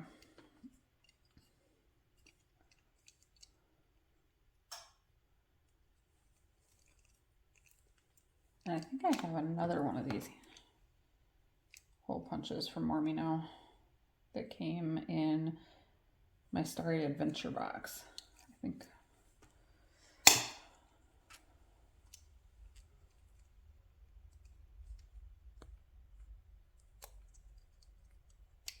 I wonder if I can take that thing off. It keeps getting in the way.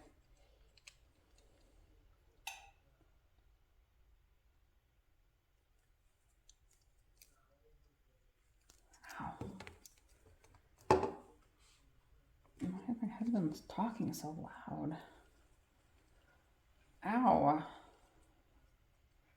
I can't punch the hole. It's hurting my hand. Can somebody come over and punch my holes? All right, definitely gonna order a cam snap rivet press with hole punch.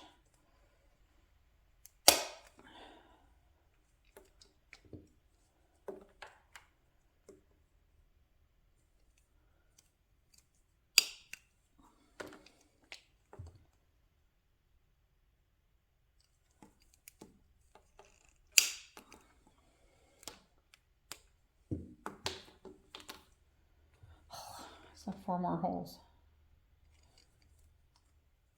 All right, we're definitely gonna sew the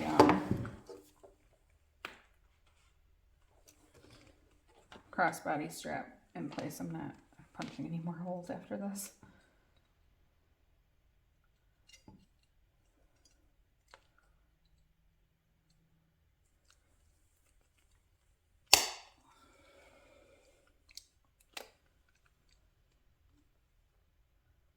Oh no, I think I rubbed off my mark.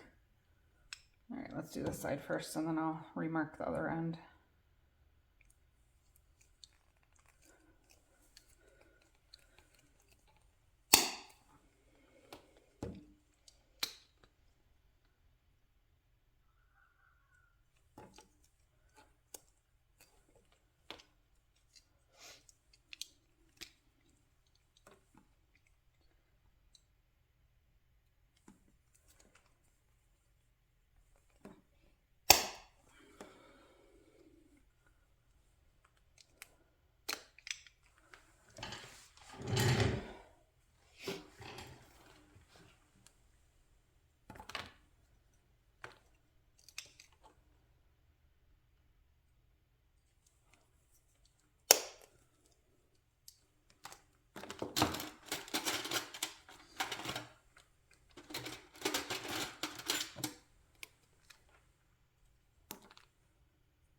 I think I actually kind of see the mark, but it's smeary.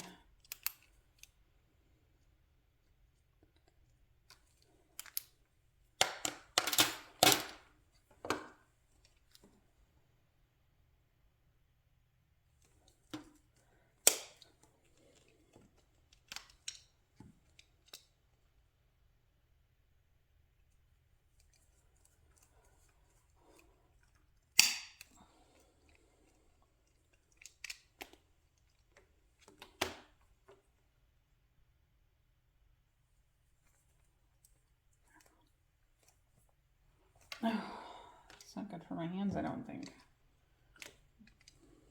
Okay, all my holes are punched. Now, my rivets. We want 4 caps and 4 posts.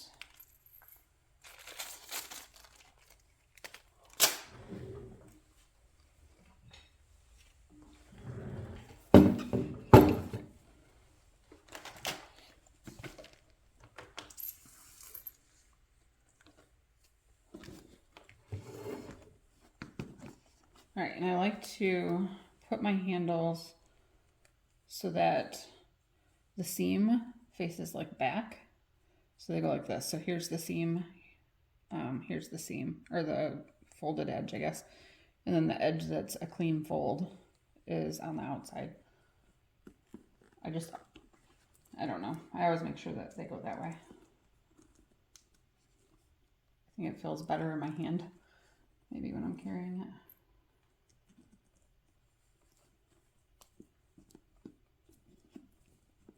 Definitely make sure it's not twisted at all.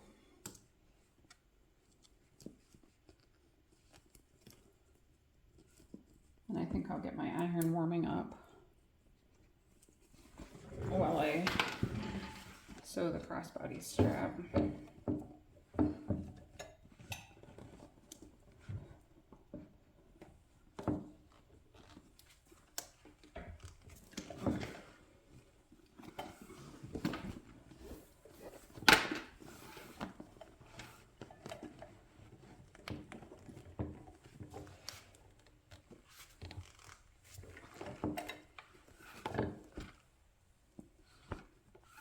That one went in all the way. Yeah, it feels like it did.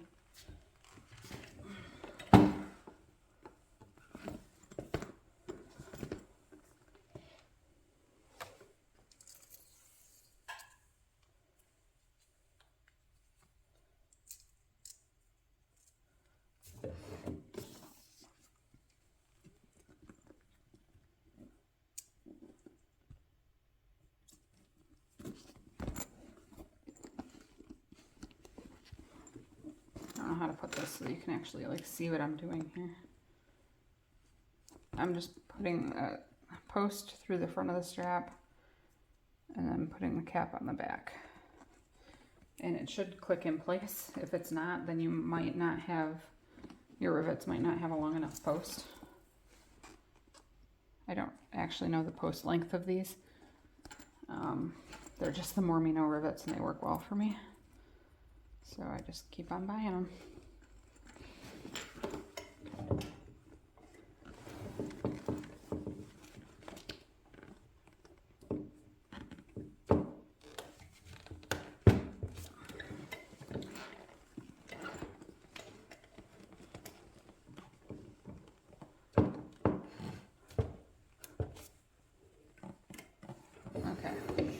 All of the rivets are in place, so the bag portion is done. We just need to finish the crossbody strap. Alright, so here is my strap. I already folded the 2 long raw edges to the center and then folded it in half. I ironed it and then I just stuck these clips on it to hold it together. I did that before I actually started this video. So now I'm just going to sew all the way around the strap using a 1/8 inch seam allowance to sew it together.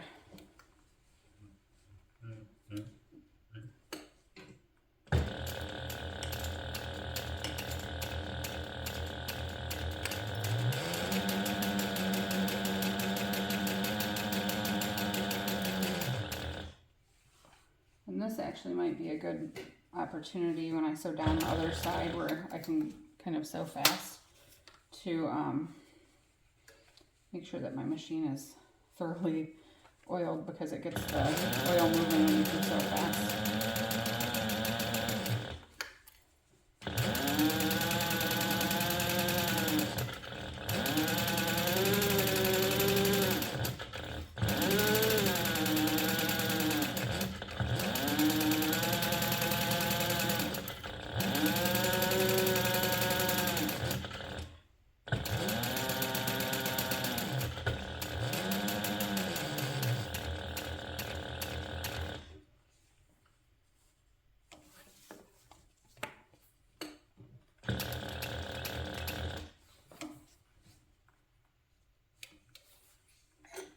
Make sure my foot is tight.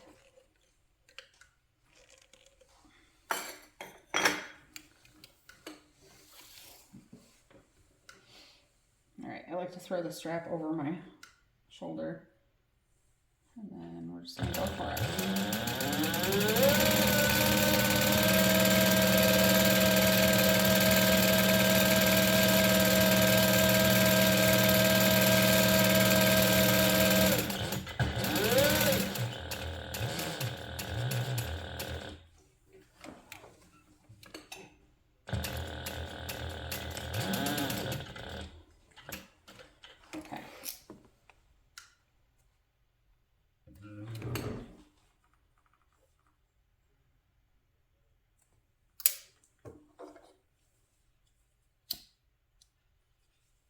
I'm just going to singe my threads and then the rest of my hardware.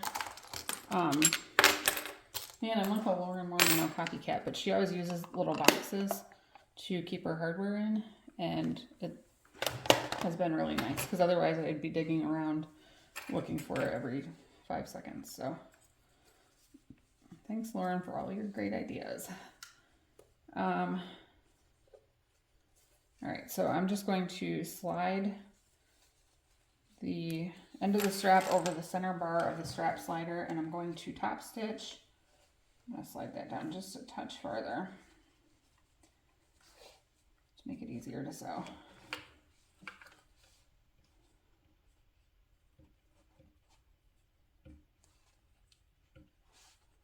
So I'm just going to top stitch close to the hardware and then again closer to the fold, or you can just honestly sew a box in this.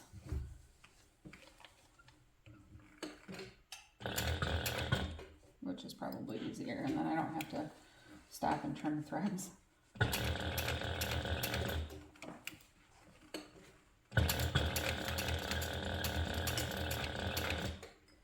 because let's not forget, it's past my bedtime.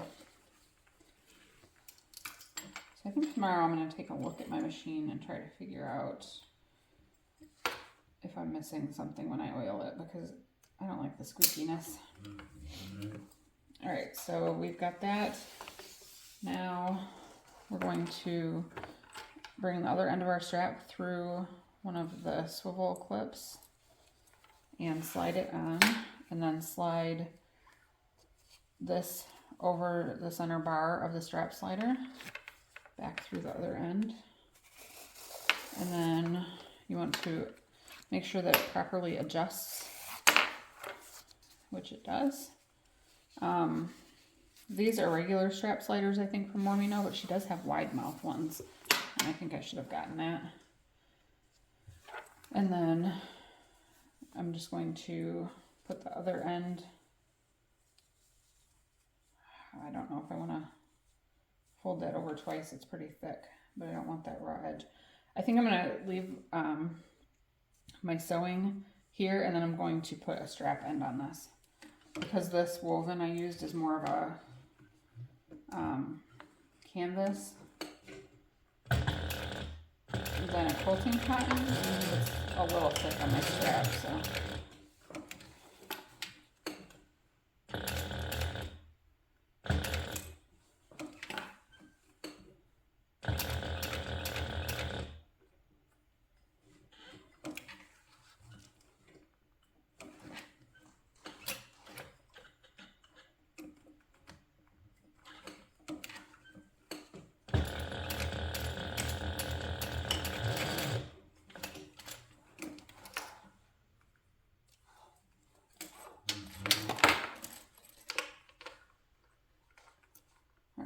I'll put that strap on later because I have to locate them.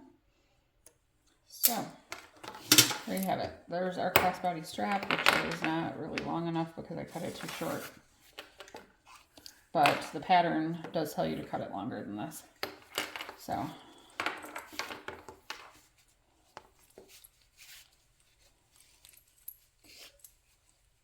alright, I'm going to press my die and that's it. Thank you for watching, and I hope you enjoyed. And I can't wait to see your bags.